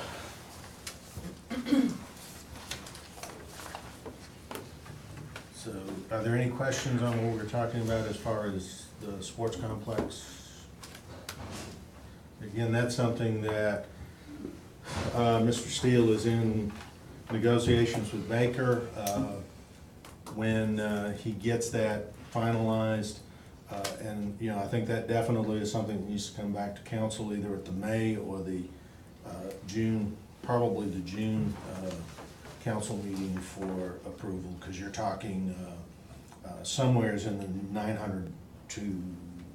I think Stevie recommended it be at the June meeting, is that right, Steve? Yes, sir. I could accelerate that, but I'm not comfortable telling you that there's not anything out there. It's not gonna buy us any time anyway, because of you. It's not, and one, I guess two other things, one for Mr. Levine, settlement monitors will be placed, and we will monitor those, so your assessment of the schedule being aggressive is 100% correct. Secondly, and I will reiterate this each time, we are watching every day. I think the town citizens may be doing a little better job than we are sometimes, but they are not placing fill for permanent location. You see equipment and it always makes people nervous, and be honest, anytime that somebody sees something that they think may be out of place, I told Ken and Matt and the staff, I've never had a job where I had so many free working inspectors in my life, and it's good because, Volunteers. well, it's right here too. It's like right in people's backyard. So if you see something that looks off, by all means, you're not going to bother me. I work for the town. But we I'm are, sorry, I had it right here. You needed the exercise. I do have a question, and I need to tell you something else while you're here, Mr. Steele. okay, The monitor, when you put the monitors in Yes. various places on the Yes. sports field complex, about how long do they have to stay in the ground? they stay until we're comfortable. We don't see any unpleasant Moisture. movement. Moisture movement? They'll tell us settlement as we monitor them. So if over a month's time, they settle a foot, we're not building any structures for sure until that has settled itself down. All that is a product of how well the compaction is done now, which is why, and you guys have put me in charge of this, I relentlessly stand my ground, because everybody in this project wants the sports complex to be successful. The other half of this equation just wants it to happen really, really, really fast. Yeah. I stand in a very difficult position because I have to keep telling them, look, I'm trying to keep you from hurting yourself. Exactly. Because when we have a site that has settled a foot every 3 months, and I can't turn a contractor loose because the fill hasn't settled enough, they say that they're not getting the activity on their businesses as much as they should because the sports complex is not generating visitation. It's like this vicious circle. So Right. that's my job. I'm proud to do it, but we're going to keep our foot on the ground in the sand on that. And so you're going to start seeing placement activity. And when that starts, if my guy's not out there with his little hat on and you see big, huge rocks, look like they're getting a sheep's foot roller rolled over them, then somebody is not at the helm. So we're gonna set up a meeting, and Ken and I talked about this today. Now that warm weather is coming, I'm gonna make the recommendation to town staff that the Food City representatives, the J.A. Street representatives, town staff, Baker, myself, Geotech, all gonna sit around this table and say, all right, warm weather's here. I know you gotta get going fast. I know you wanna bury this material, but I can't have a meeting a week after you've done something that you shouldn't. And I've gotta go tell the town, well, are you gonna dig that back up? So let's not go there. Right out of the gate. Everybody has to follow rules. Yes. We're gonna take our time and do it right, or then lawyers get involved, they get paid all the money, nobody's happy. So let's Let's not do that. That's great. I'm Can I have glad you're on our side. So we're gonna have a great big old powwow in here before all this warm weather gets here, because as soon as the warm weather gets here, rightly so, the people in that glass tower are gonna say, move quick, we've lost time in the rain, I don't care what's gonna happen, let's go, go, go. I don't believe that they mean let's create a bad project. They just see warm weather, missing an opportunity for people shopping. It's good, but then people like myself have to stand there and say, look, I know that you don't want me to say this, but if you do this, it only hurts everybody in the long run. So let's just, everybody do it right.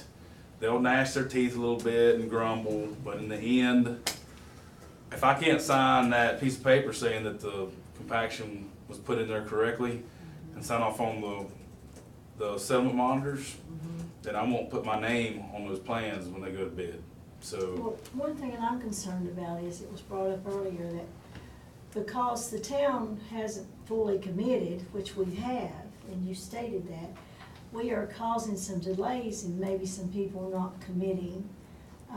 What can we do to give them? And I think that's what Ken had referenced. If we take this next step to do the change order and get the utilities in place and things look like they're progressing, I think that might be the answer. But can we get a letter of intent or to somebody saying, hey, this is really gonna happen? you Right. know, Yeah, so we can that talk they about do it? that. Okay. Just something. Mr. Steele, I've got a question too. I'll Yes, tell ma'am. you something. I told you that I had two things, so I didn't want to interrupt anybody. Donna, are you I'm finished? finished, yes.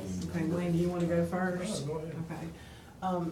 When I got that report, Mr. Steele, yes, ma'am. that I told you about, or I told Mr. Vidham about it, Mm-hmm. and you got the report where there was more burial, supposedly more burial of big boulders. Right.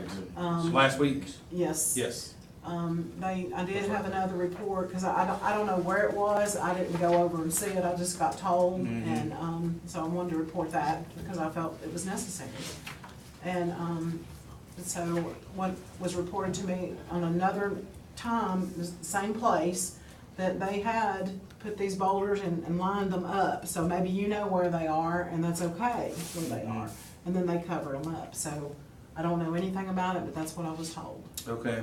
Well, we took a very tight inventory of where field had been placed that we approved and where it hadn't. We also had a drone flight done that showed how much volume of stockpiled material there was. So if any of that doesn't make sense, and it looks to me like they've tried to bury some stuff, they're just gonna dig it right back up. Okay, one more thing that somebody reported, and I'm just gonna have to tell you in front of everybody. Somebody told me there might be some slate over there as well. Now, I just have to report that because I'm a council member. But I'm not sure if it's true, false, or what. They're bringing slate in, right? They brought slate They are. in. Yeah. That's They what we're did bring putting. the slate in. Yeah, they're having to over excavate in some of the areas that don't have savory soils, I call it. It's for the road construction. That's all. It's for the road construction. Okay. So that was an approved activity. And I think there may have been a little bit that they did on one of the pads up on the commercial.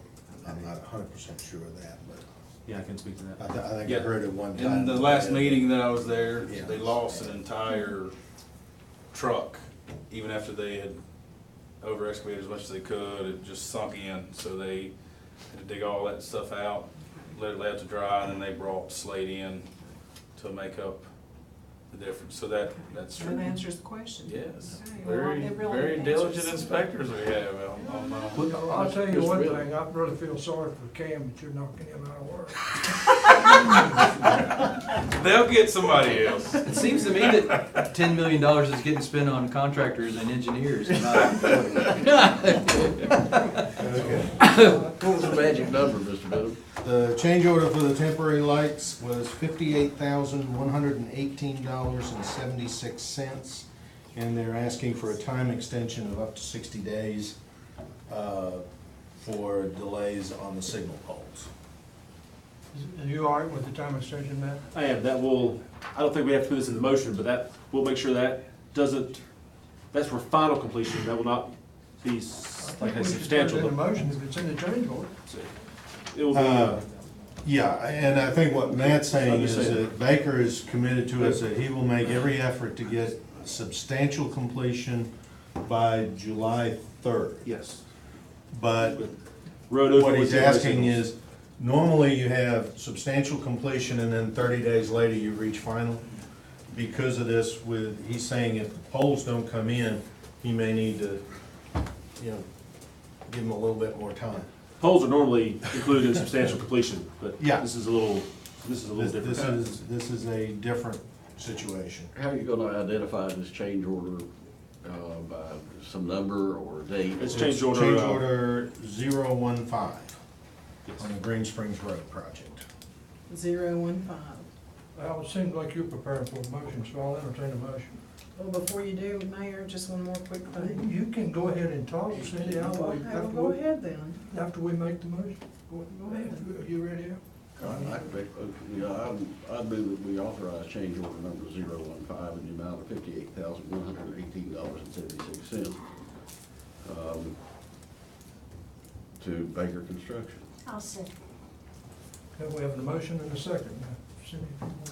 The time extension you were talking about, could you go back over that again? Because was that for you said delay in the poles, does that mean the poles that are the new poles coming in or the Yeah, temporary? if the polls come in on July 10, he will probably be able to, on June 10th.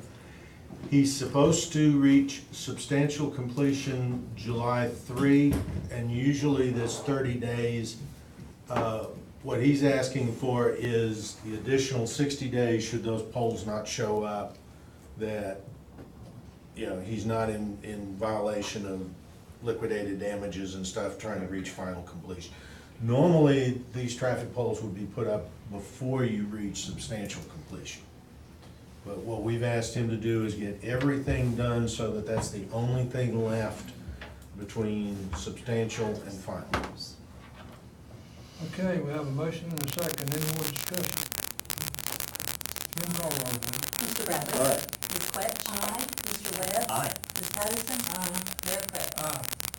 Now, Ken, let's see, council, will you be ready on June to take up the second thing there? You want to put that on June agenda? Okay, Ken, you put that on the agenda.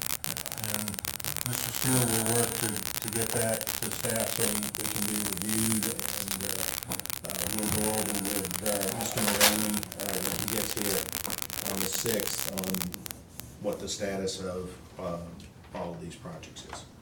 Thank you very much, Steve. Thank you for your. Thank you. Thank you. Thank you so much. Next item on the agenda is discussion regarding fire prevention code amendment. Mr. Fidel. Yes. What we're suggesting is the town take a look at an amendment, or that would look at the fees that are charged for fire inspections for public schools. The last 2 years, those fees have been applied to the school system. They haven't been budgeted. They were waived last year and waived again this year. What we're suggesting is that council consider putting in an amendment to the fees that would exempt public schools from theirs. In part because they're funded by tax dollars, the town's funded by tax dollars, so you're just shuffling tax dollars back and forth. Ken, I think we should discuss this with the county and myself before we amend our code. I would not disagree with that. We can move that over on to, as I say, it was something that had come up that I think should be addressed so that you're not constantly looking at it and trying to get an administrative waiver. But it may be, again, are there fees that the county charges for inspections, like if they have to do something at the wastewater treatment plant that's out in the county, or, so it may be that may be something to put on the table for discussion. Can you go ahead and waive this administratively for? Yes, we can do that this year. As I said, this would be the second year. Do you know what the fees were? About $1,500 a year. Yes, Okay. So, a year. and apparently the inspections are done on an annual basis. Well, it doesn't make sense to me for, No, I agree. okay. Any more discussion of that matter? Everybody okay? Discussion regarding the noise ordinance. Cameron. I guess between Cam and I, we can Can't be close. handle that. We've been looking at doing an amendment for mixed-use districts to clarify what the noise ordinance requirements are. There are several locations where you have a restaurant downstairs, you have a residence upstairs.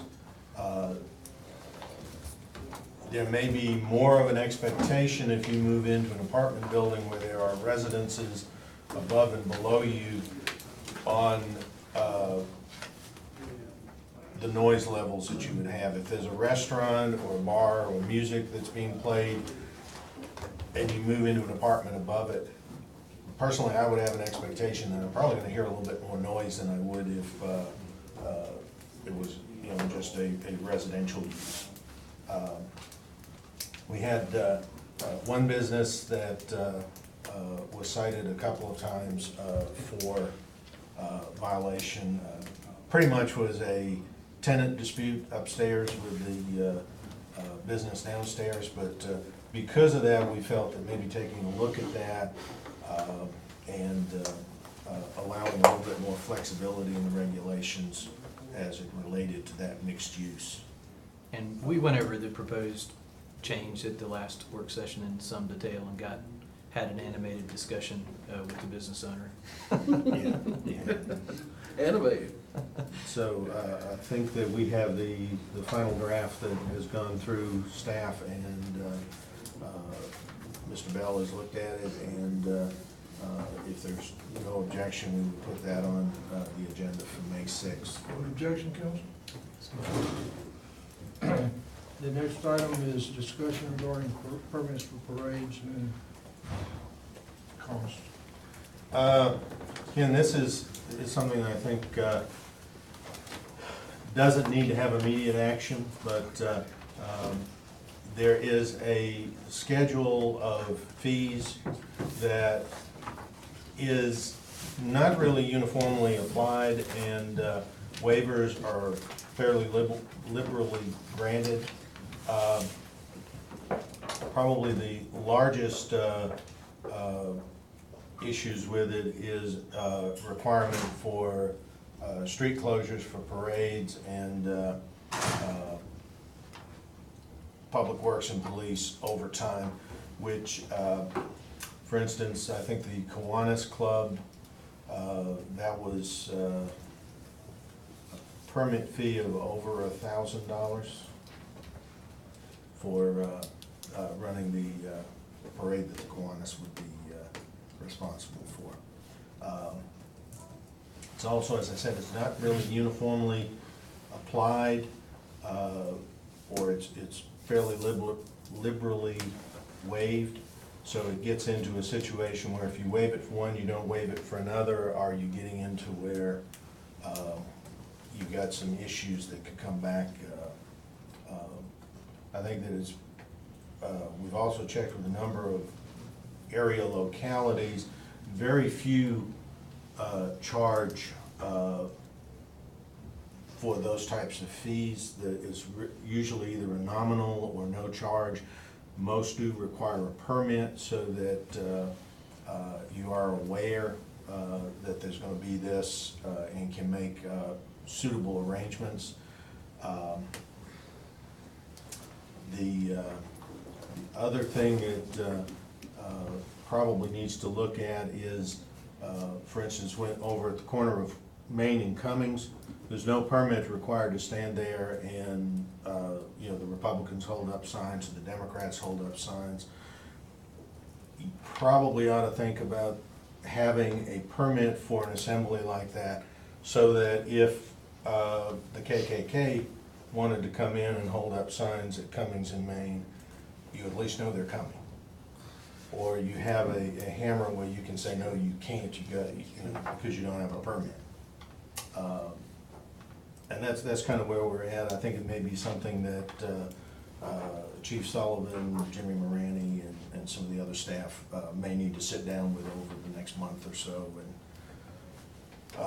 look at those fees. Do council, you all wanna have a policy in place? Sounds like. Can I fill in some blanks, maybe? Sure. Yeah. The fee schedule was not, certainly not my idea. The fee schedule came to light 6 years ago, 2013, 6 years ago. Because we have an overabundance of people who are well-intentioned. Let's have a 5K for cancer. Okay, we're all for that. But then when you realize it costs, you know, just in police costs alone to block a course like that for a 2-hour 5K, you're looking at $1,000. That doesn't include the public works, the parks and rec, the fire department that we have to come out and pay as well. So we got hit with an overabundance of events.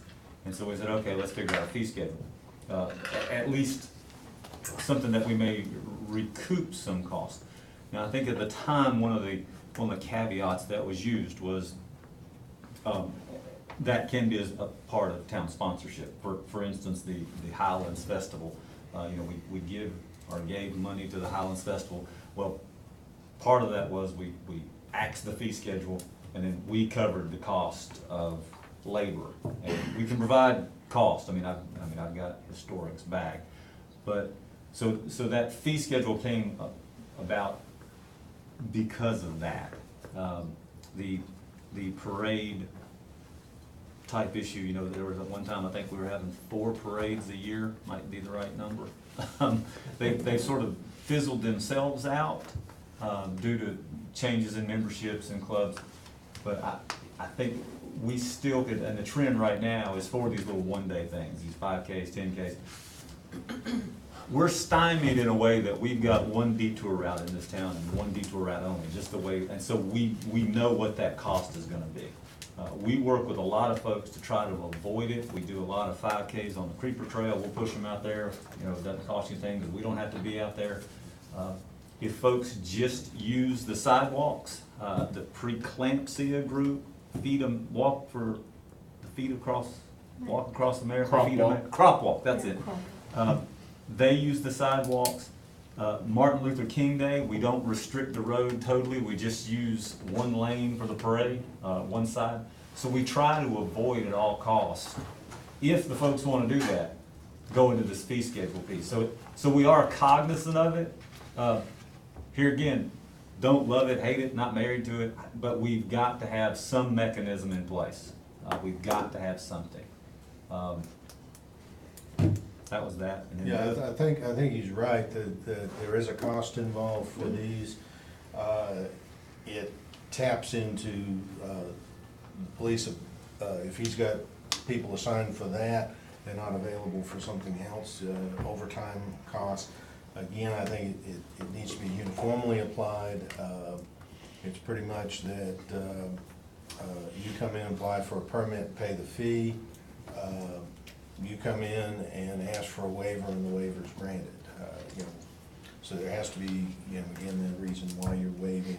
And I think the other issue would be that, you know, if you're not requiring permits, for instance, over at Cummings in Maine, for groups to assemble there, you can't really say that the Republicans can do it but the Democrats can't.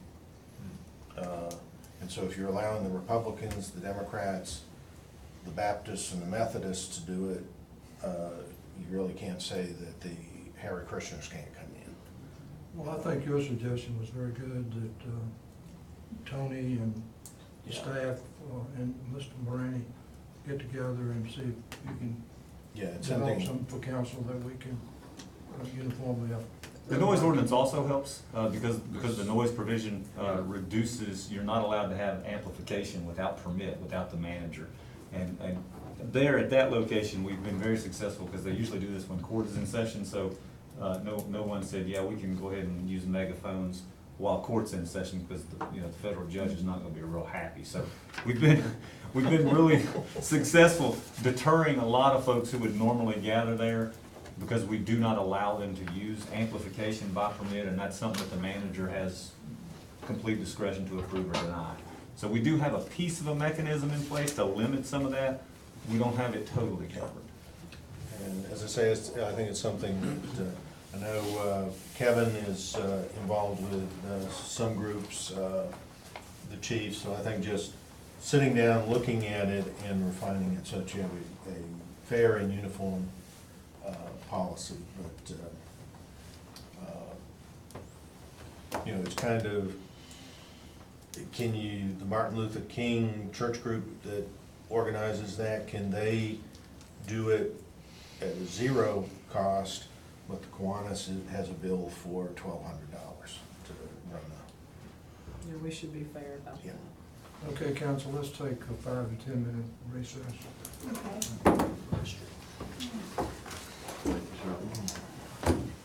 Your blood flowing. You need to.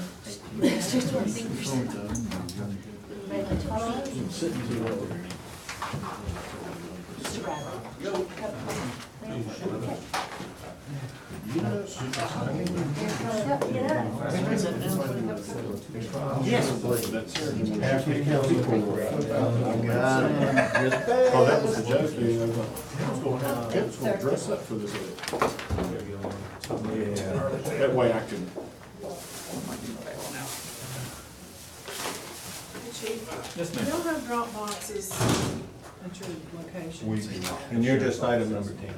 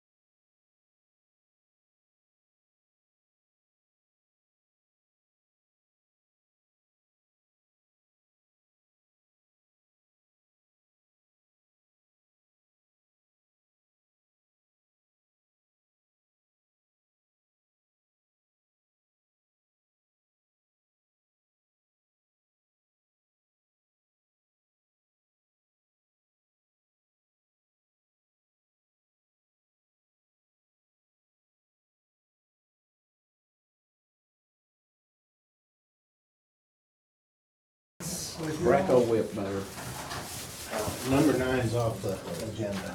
Number 9's I on. want you to repeat. We did not get the recording that the hearing was expecting. Can you remember? Janice asked me to stay. No, I guess you guys are gonna be a little bit like that. I like it. Thank you. Okay, council, with your permission, we're gonna move item 10 up to right now. Okay. Mr. Worley needs to leave. I'll just make sure Floyd's recording. Yeah. Yes. All right, go ahead, Kevin. Thank you, Mayor, for moving up. Let the council know what I asked. Sarah Savager with our tourism department is receiving a award tonight with the Tribute to Women in Bristol Regional Award, and she was receiving it. And Jane asked me if I would go and attend, and we've kind of run a little long and all of that, so I still have to go home, change, and be there by 6. So let me give you a quick update of what we've done. This is about the Civic Seals. The signs is down right next to the Fields Pen House. I've done a little researching and digging back through the past, and with the help of Mr. Bradley, I mean, we've kind of, not really saying, going through the past, Mr. Bradley, but, we had to dig back far enough to where we could actually figure out where this started. On March the 22nd, actually, Mr. Vittum asked me to, through a series of some emails and all that, asked me if I'd kind of figure out where the seals came from, what's the process. So we started asking a lot of questions. Who put it in? How was it done? What's the civic responsibility? Is it a town responsibility, or is it the Chamber of Commerce? So there's a lot of questions I started asking a lot of individuals.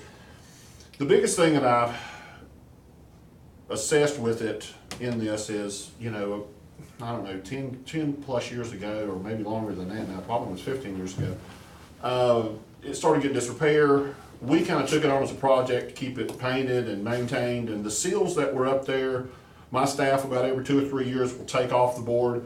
We hand paint them all, put them back up. So there's never been any kind of a maintenance process put in place and all that. The seals themselves, not many towns have those even displayed anymore. That area down there, most people don't even know what they are. When we started doing some investigating on there, 6 of the 12 that are up there, not even 5 of them are not even functioning organizations any longer. And so I talked to the Chamber of Commerce, talked to Nita Farmer, we talked to Suzanne. Because Suzanne was there, and we were trying to remember when these were put up. So it's been 25 plus years ago. And so I'm trying to give you a little bit of the history, how those came about. Best that we have figured out with those was Sammy Campbell and Mickey Newman, when he was the town manager, authorized to have them put there. They were taken down from the entrance corridors of the town, which is typically where you see them. If you drive into most towns, and for the last month as I've traveled around with baseball and watching some things going on, I hardly even see them out anywhere anymore, and those that are out are not really in good repair anyway. So we put together a task group. There was about 6 or 7 of us on there, including Mr. Vittum, and we started discussing the idea of the seals, what we should do. We talked about location. Is it our responsibility? Is it not our responsibility? Is it the Chamber's organization? And it was funny, when we had the urban trail dedication, I'd already been talking to Nita Farmer with the Chamber, and she goes, I didn't even realize that is our phone number talking about the Chamber of Commerce on the bottom of the sign.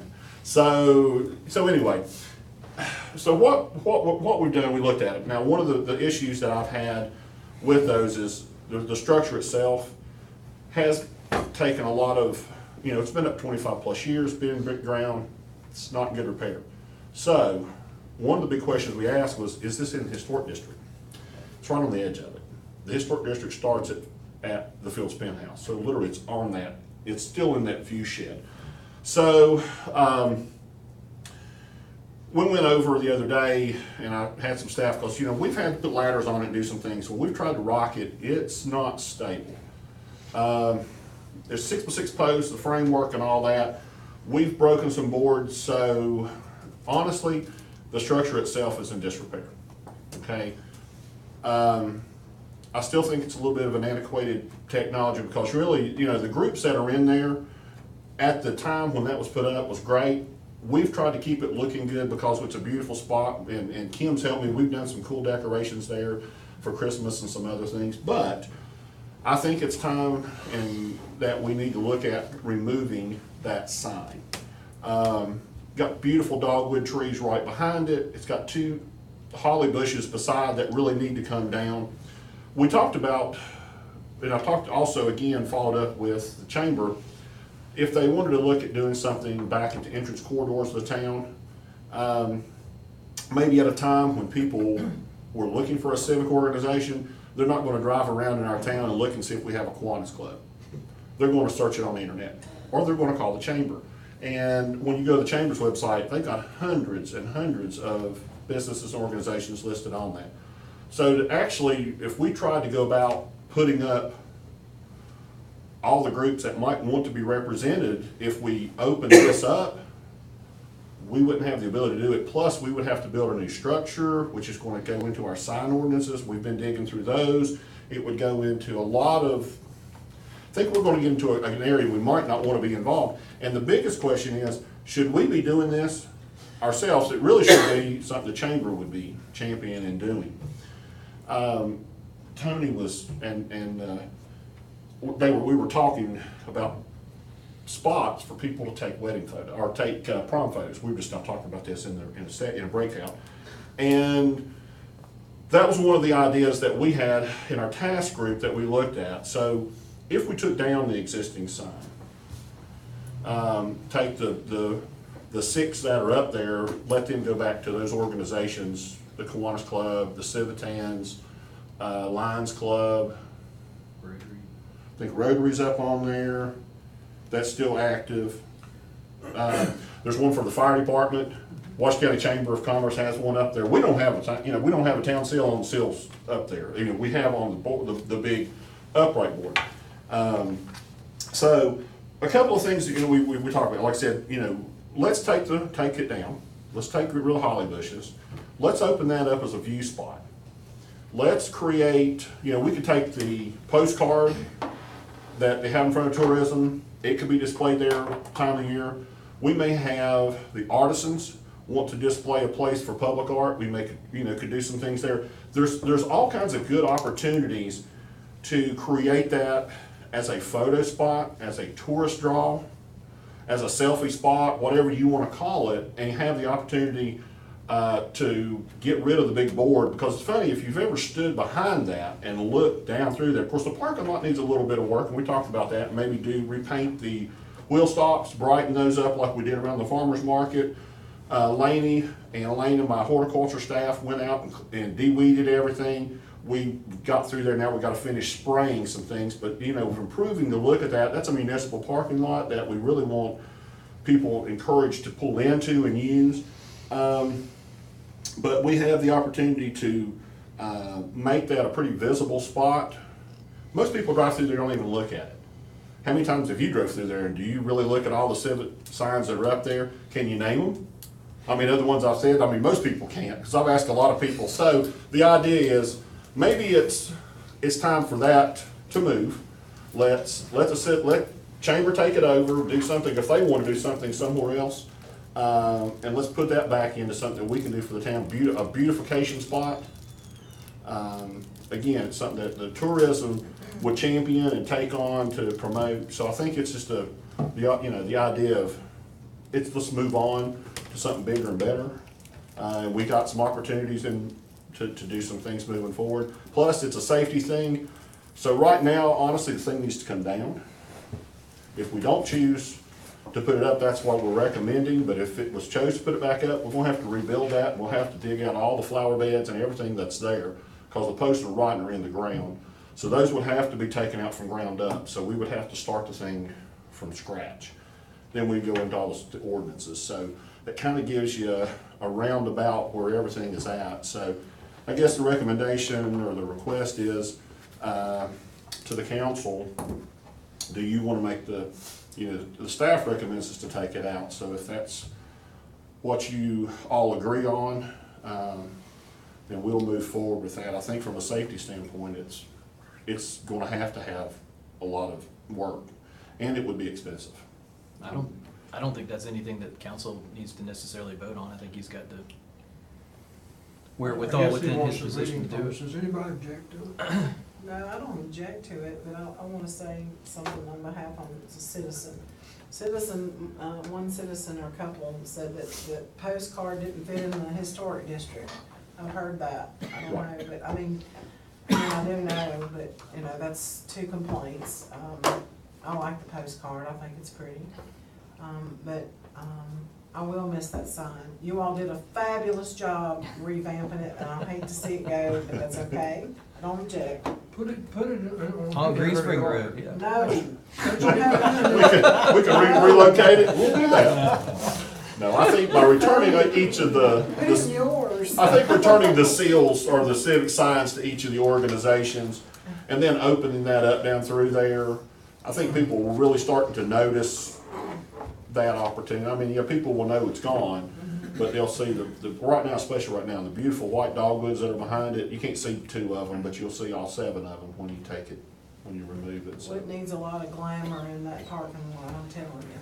I'm not saying it to be ugly, but I think that's why people don't look at it. Right.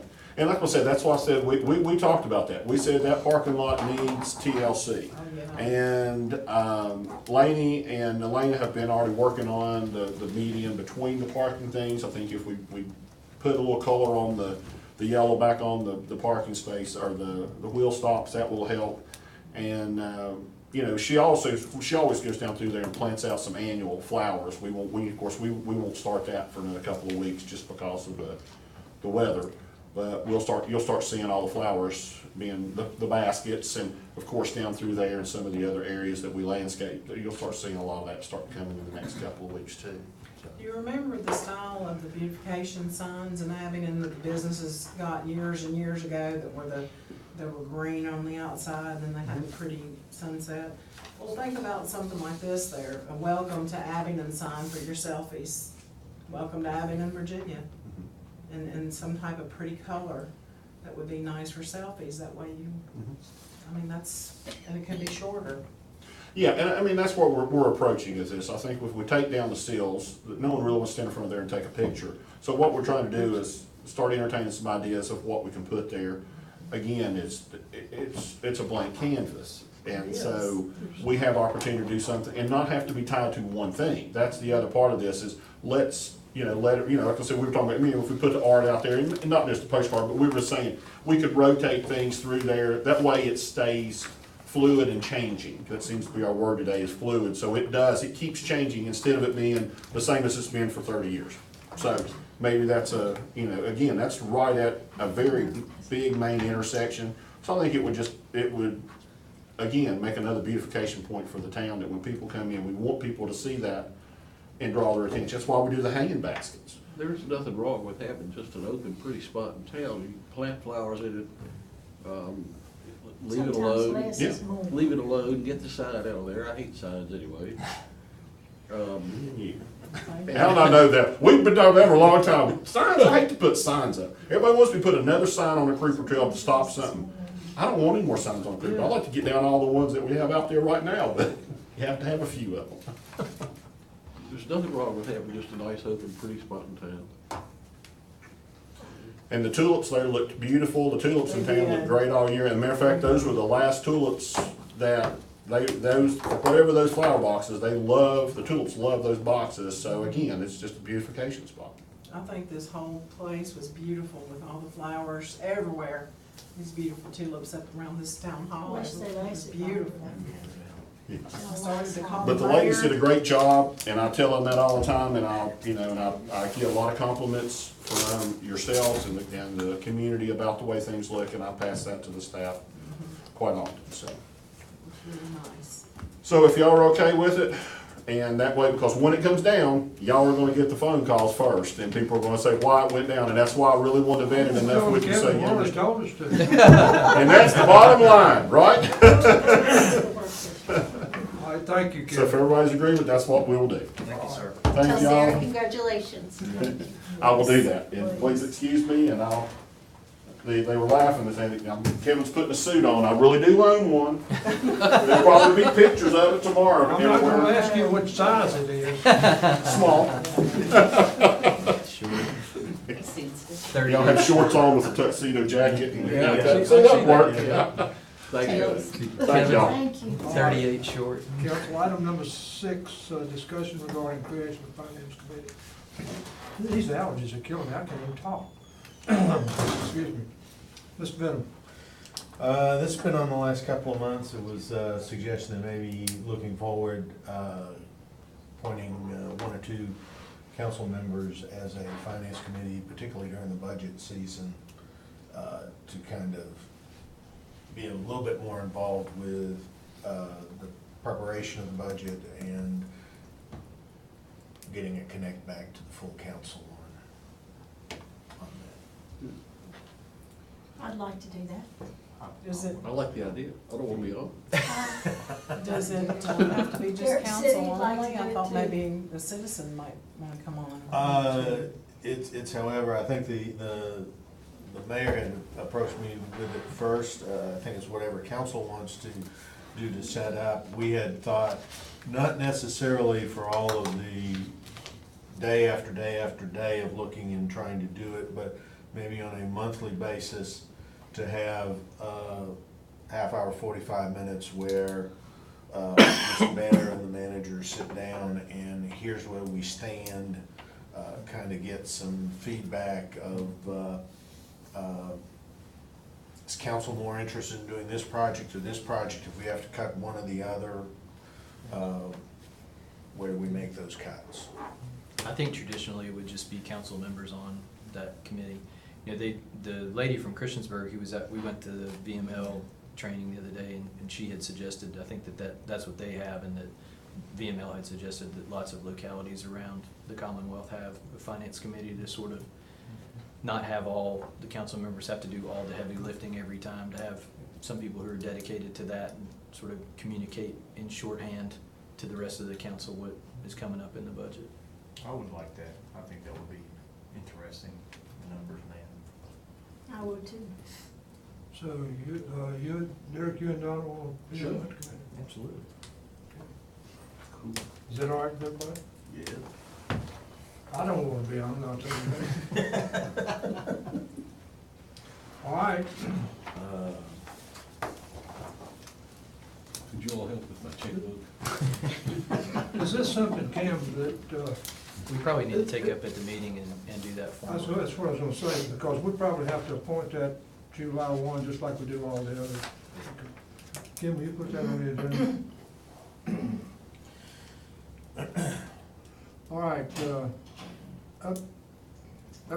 update regarding sale of 2 trolleys. Mr. Biddle.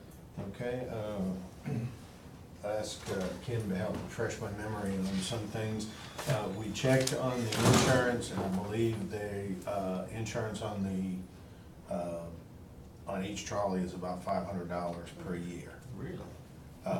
So they're sitting over there, not really being used, but you are paying $500 a year for insurance. Remind me, how many do we have? I think there are I two. think there's 3, but 2 that is in, Two that are, Two that are functional. Pretty much one it's time. on. yes, yeah, well, two that are. functional, I think. Two that are functional. one That that's can not. be, but not safety at this point. So we'll still have 1 trolley if we decide we have to. And I understand it's mostly it was parts, is that the way you were? One of those is a parts trolley. There's Yes. two that they keep limping along with the third, basically. Yes. Have we figured out how much they're actually worth if we went to try to sell them?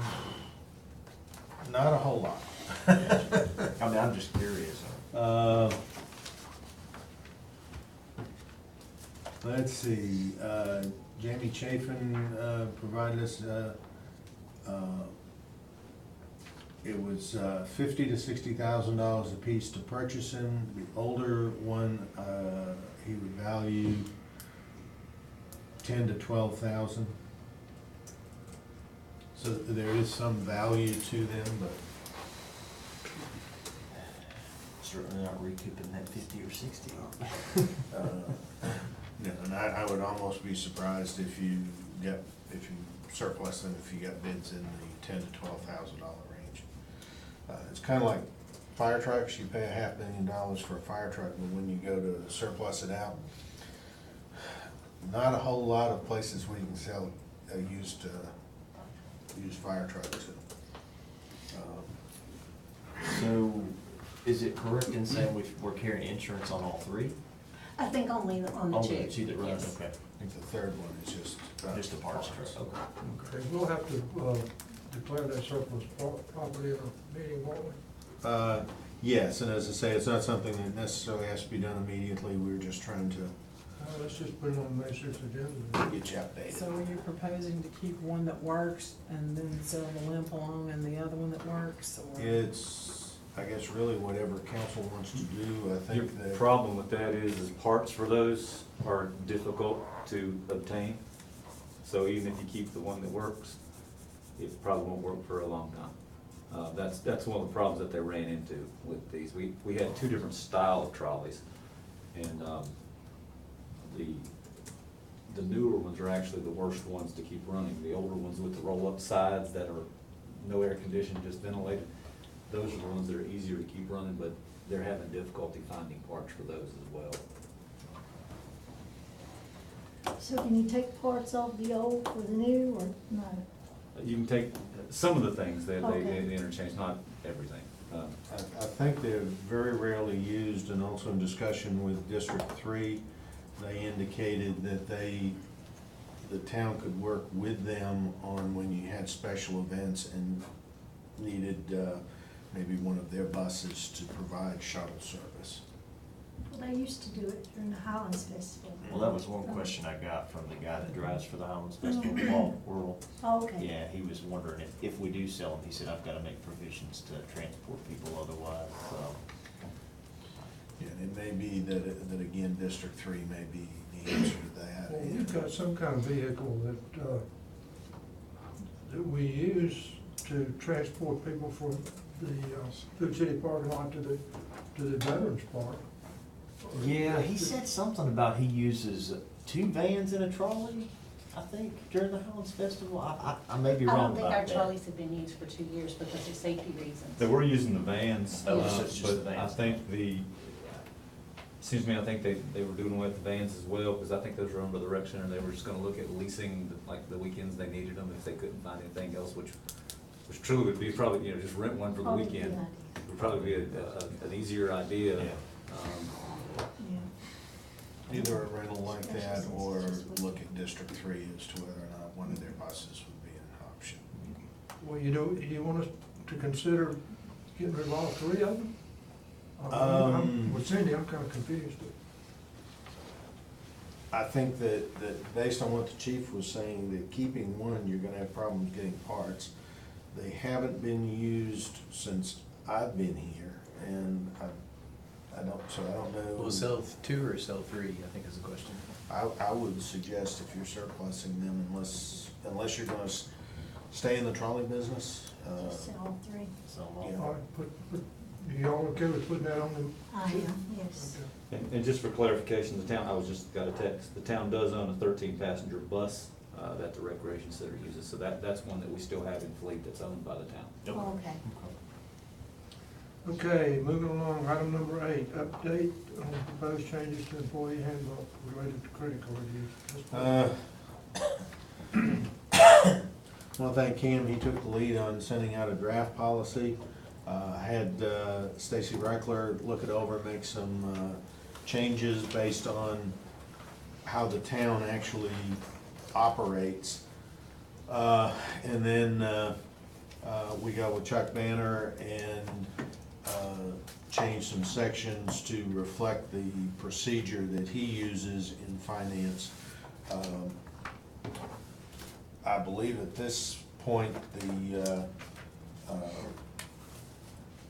policy would be up to date and could be put on the May 6th agenda. I thought we were gonna take it to department heads. That's right. Next thing we're gonna do is take it to department heads, let them look at it to make sure that nobody has heartburn with the procedure. And then it should be ready at that time to go on the June agenda. So we won't be taking. The changes that were made, can you discuss any of the changes? Well, the changes that were made was, there wasn't a policy. Oh, okay, so there is a policy. There was a policy, but it wasn't written down, and it sort of incorporates, the finance department uses a system through a bank and sort of vets all these bills, and so they're doing lots of things, and there were things online that they understood, but it just wasn't encapsulated in an actual policy, and so I had an old policy and just sort of put it out there for a discussion, and then made some tweaks to it, and I think that it fits with Well, finance once the department. department heads see it, is it gonna go back to CAN and you just? I think unless there are changes that would be suggested, I think that he has looked at the latest version, so. Okay, Yeah, I'm fine with what they have, but Okay. what we want to do, just like we're talking about all these policies, and we talk about this every time, there are things that other people are doing that haven't been told to somebody else, so we have a global policy that everybody follows, then we make sure that there isn't a completely separate something that Parks and Rec is doing apart from what finance is doing, and have everybody on the same page. So it should be fine, but yeah, that would be the point, is just to make sure there isn't some separate thing that other people are doing or need.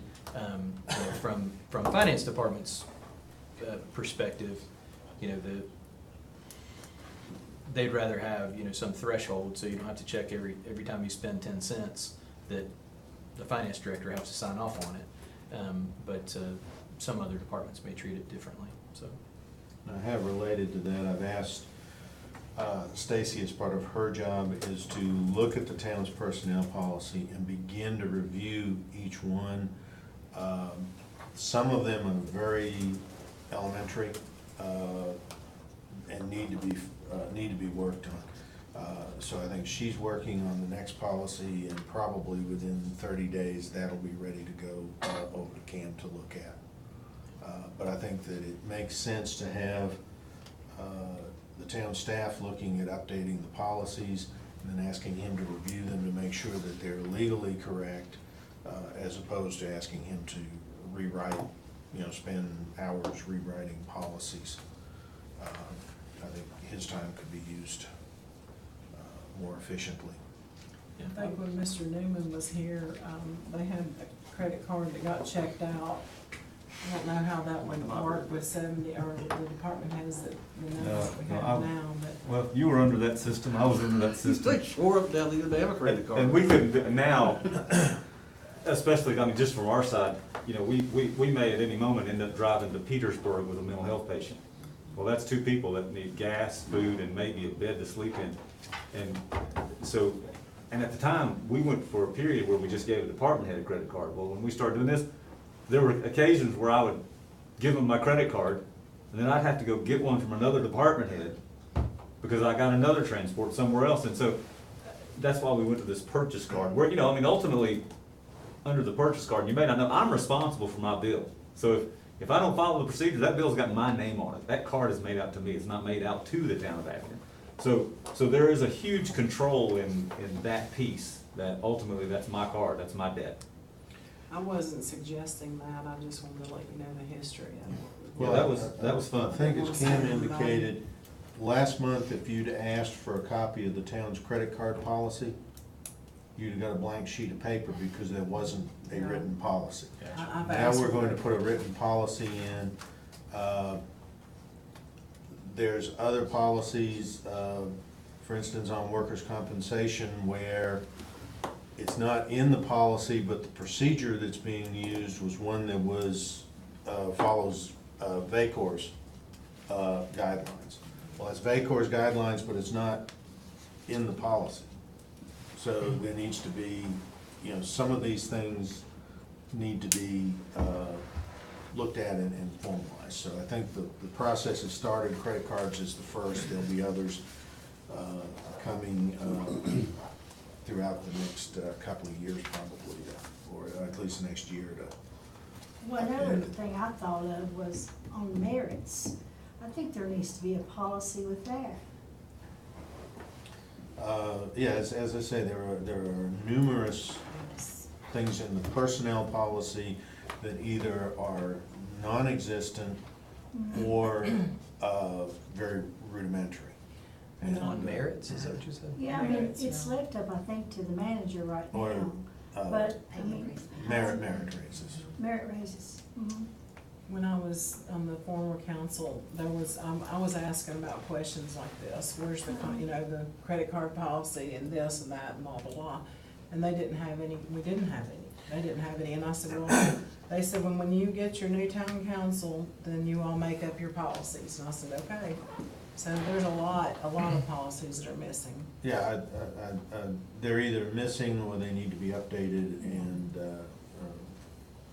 Well, there's a lot of, particularly me coming in new to this, well, why do we do it this way? And the answer in a lot of cases is, well, that's the way we've always done it, and nobody can remember why. So I think if we have it all written down and everybody's on the same page, then we're a lot better off. So this particular policy, I'm sure won't surprise you. It says that you can only spend things on things that you're supposed to spend things on, and your department head or the finance manager or the town manager has to sign off on things, and there'll be records for that type of thing, so. And I think generally that's what people were already doing, it just, you couldn't point to a sheet of paper and say, this is how you have to do it, so. Ken, there's, I don't know if y'all caught it or not, but there's one place in, what was sent to me, where we called the manager or CEO, that needs to be changed, if you all haven't. I think we did, Okay. yeah, I think we did, make that change. Okay, get your calendars out, Cal.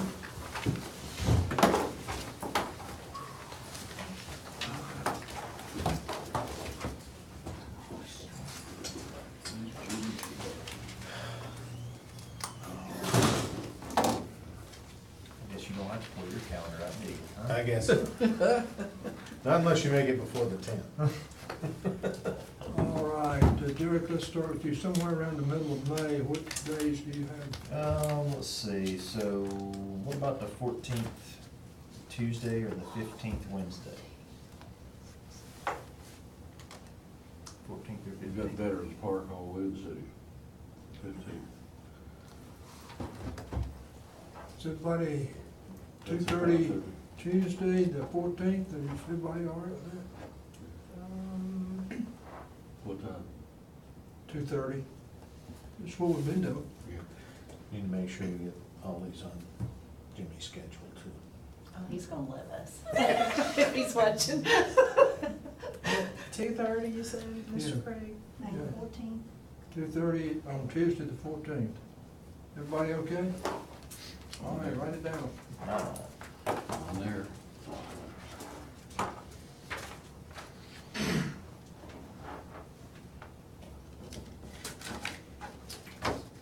All right.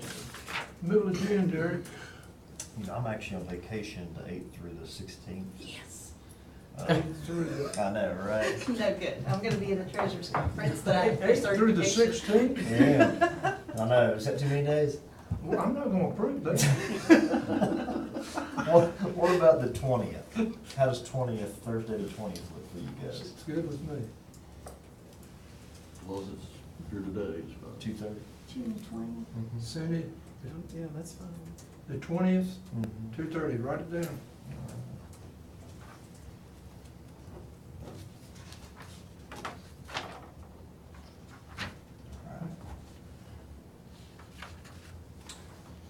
Okay, July.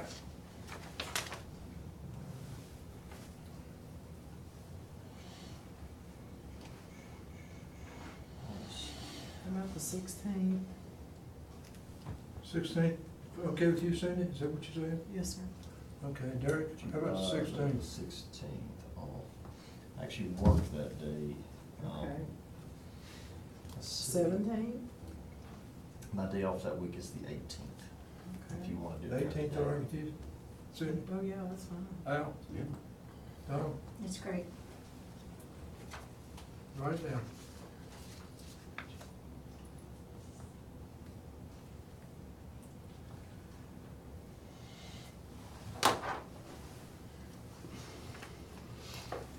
Okay, you good with all that, Kim?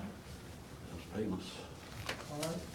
The next item is closed session. Donna, you've got a motion to make? Yes, I do.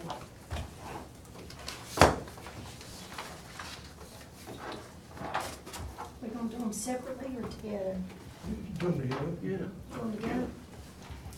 Okay, I move that the Abingdon Town Council convene in closed session to discuss the following as permitted by Virginia Code 2.2-3711A1, a personnel matter involving salary or other compensation of a specific employee.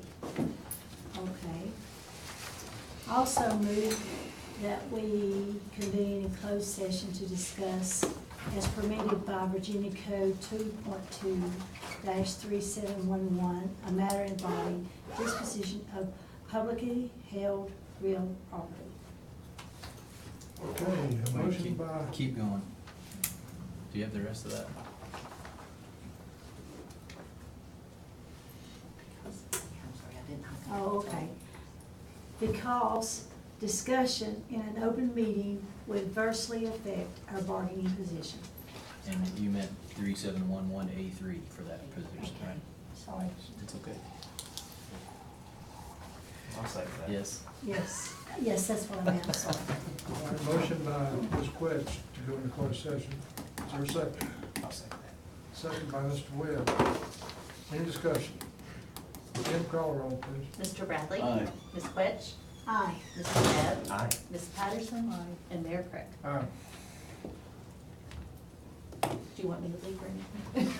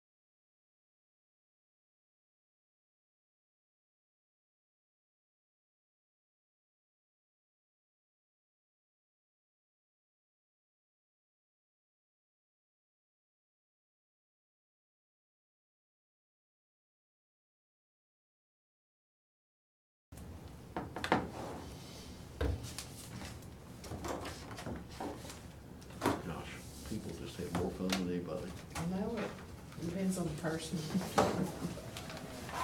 We're a fun group. Oh, yeah. Thank you. You're fun to work with. Thank you, sir. Cam gets beat up all the time. Oh, wow. My favorite lawyer. We're ready. We're ready. It's like your favorite dentist. Okay, Your favorite dentist. somebody make a motion to go back in open We're session. good. So moved. And me, second, please. All right, got a motion and a second to go back into open session. Any discussion? Kim, call the roll, please. Mr. Bradley? Aye. Ms. Quetch? Aye. Mr. Webb? Aye. Ms. Patterson? Aye. Mayor Craig? Aye. Kim, do your certifications then. Am I good to read that? I move that the town council certify that in the closed session just concluded, nothing was discussed except the matter or matters specifically identified in the motion to convene in closed session and lawfully permitted to be discussed under the provisions of the Virginia Freedom of Information Act cited in that motion. Okay, motion by Mr. Webb. It's certification. Certification. Mr. Bradley, do you so certify? I so certify. Ms. Patterson? Do you so certify? Ms. Patterson, I'm sorry.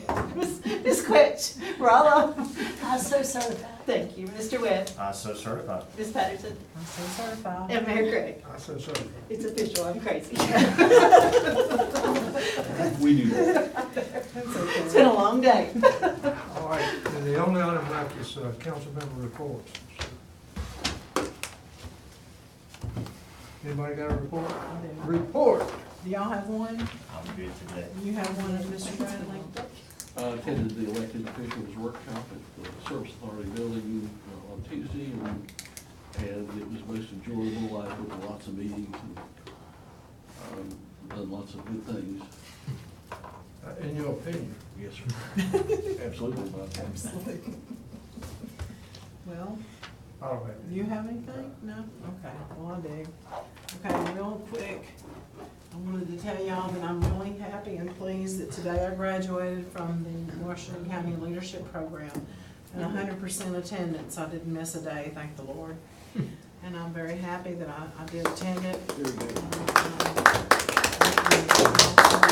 Thank you very kindly. You need to tell them I attended your graduation. Oh, yes, and Mayor That's really Craig important. attended my graduation, and my brother and a friend, and so we got that under control. Met a lot of nice people there too. We did some good things. We did a project for Meals on Wheels. Last Friday, my team of 4, we did some things for them. We sold some meals, and I think that generated a little over $1,067, something like that. But overall, it was a good help for Meals on Wheels, period, to get the tools they need to kind of get out and fundraise more than what they fundraise every day, but do some more good in the community. And that's a great project. Then I just, I want to say this, on behalf of the council, we did a very good thing, I believe.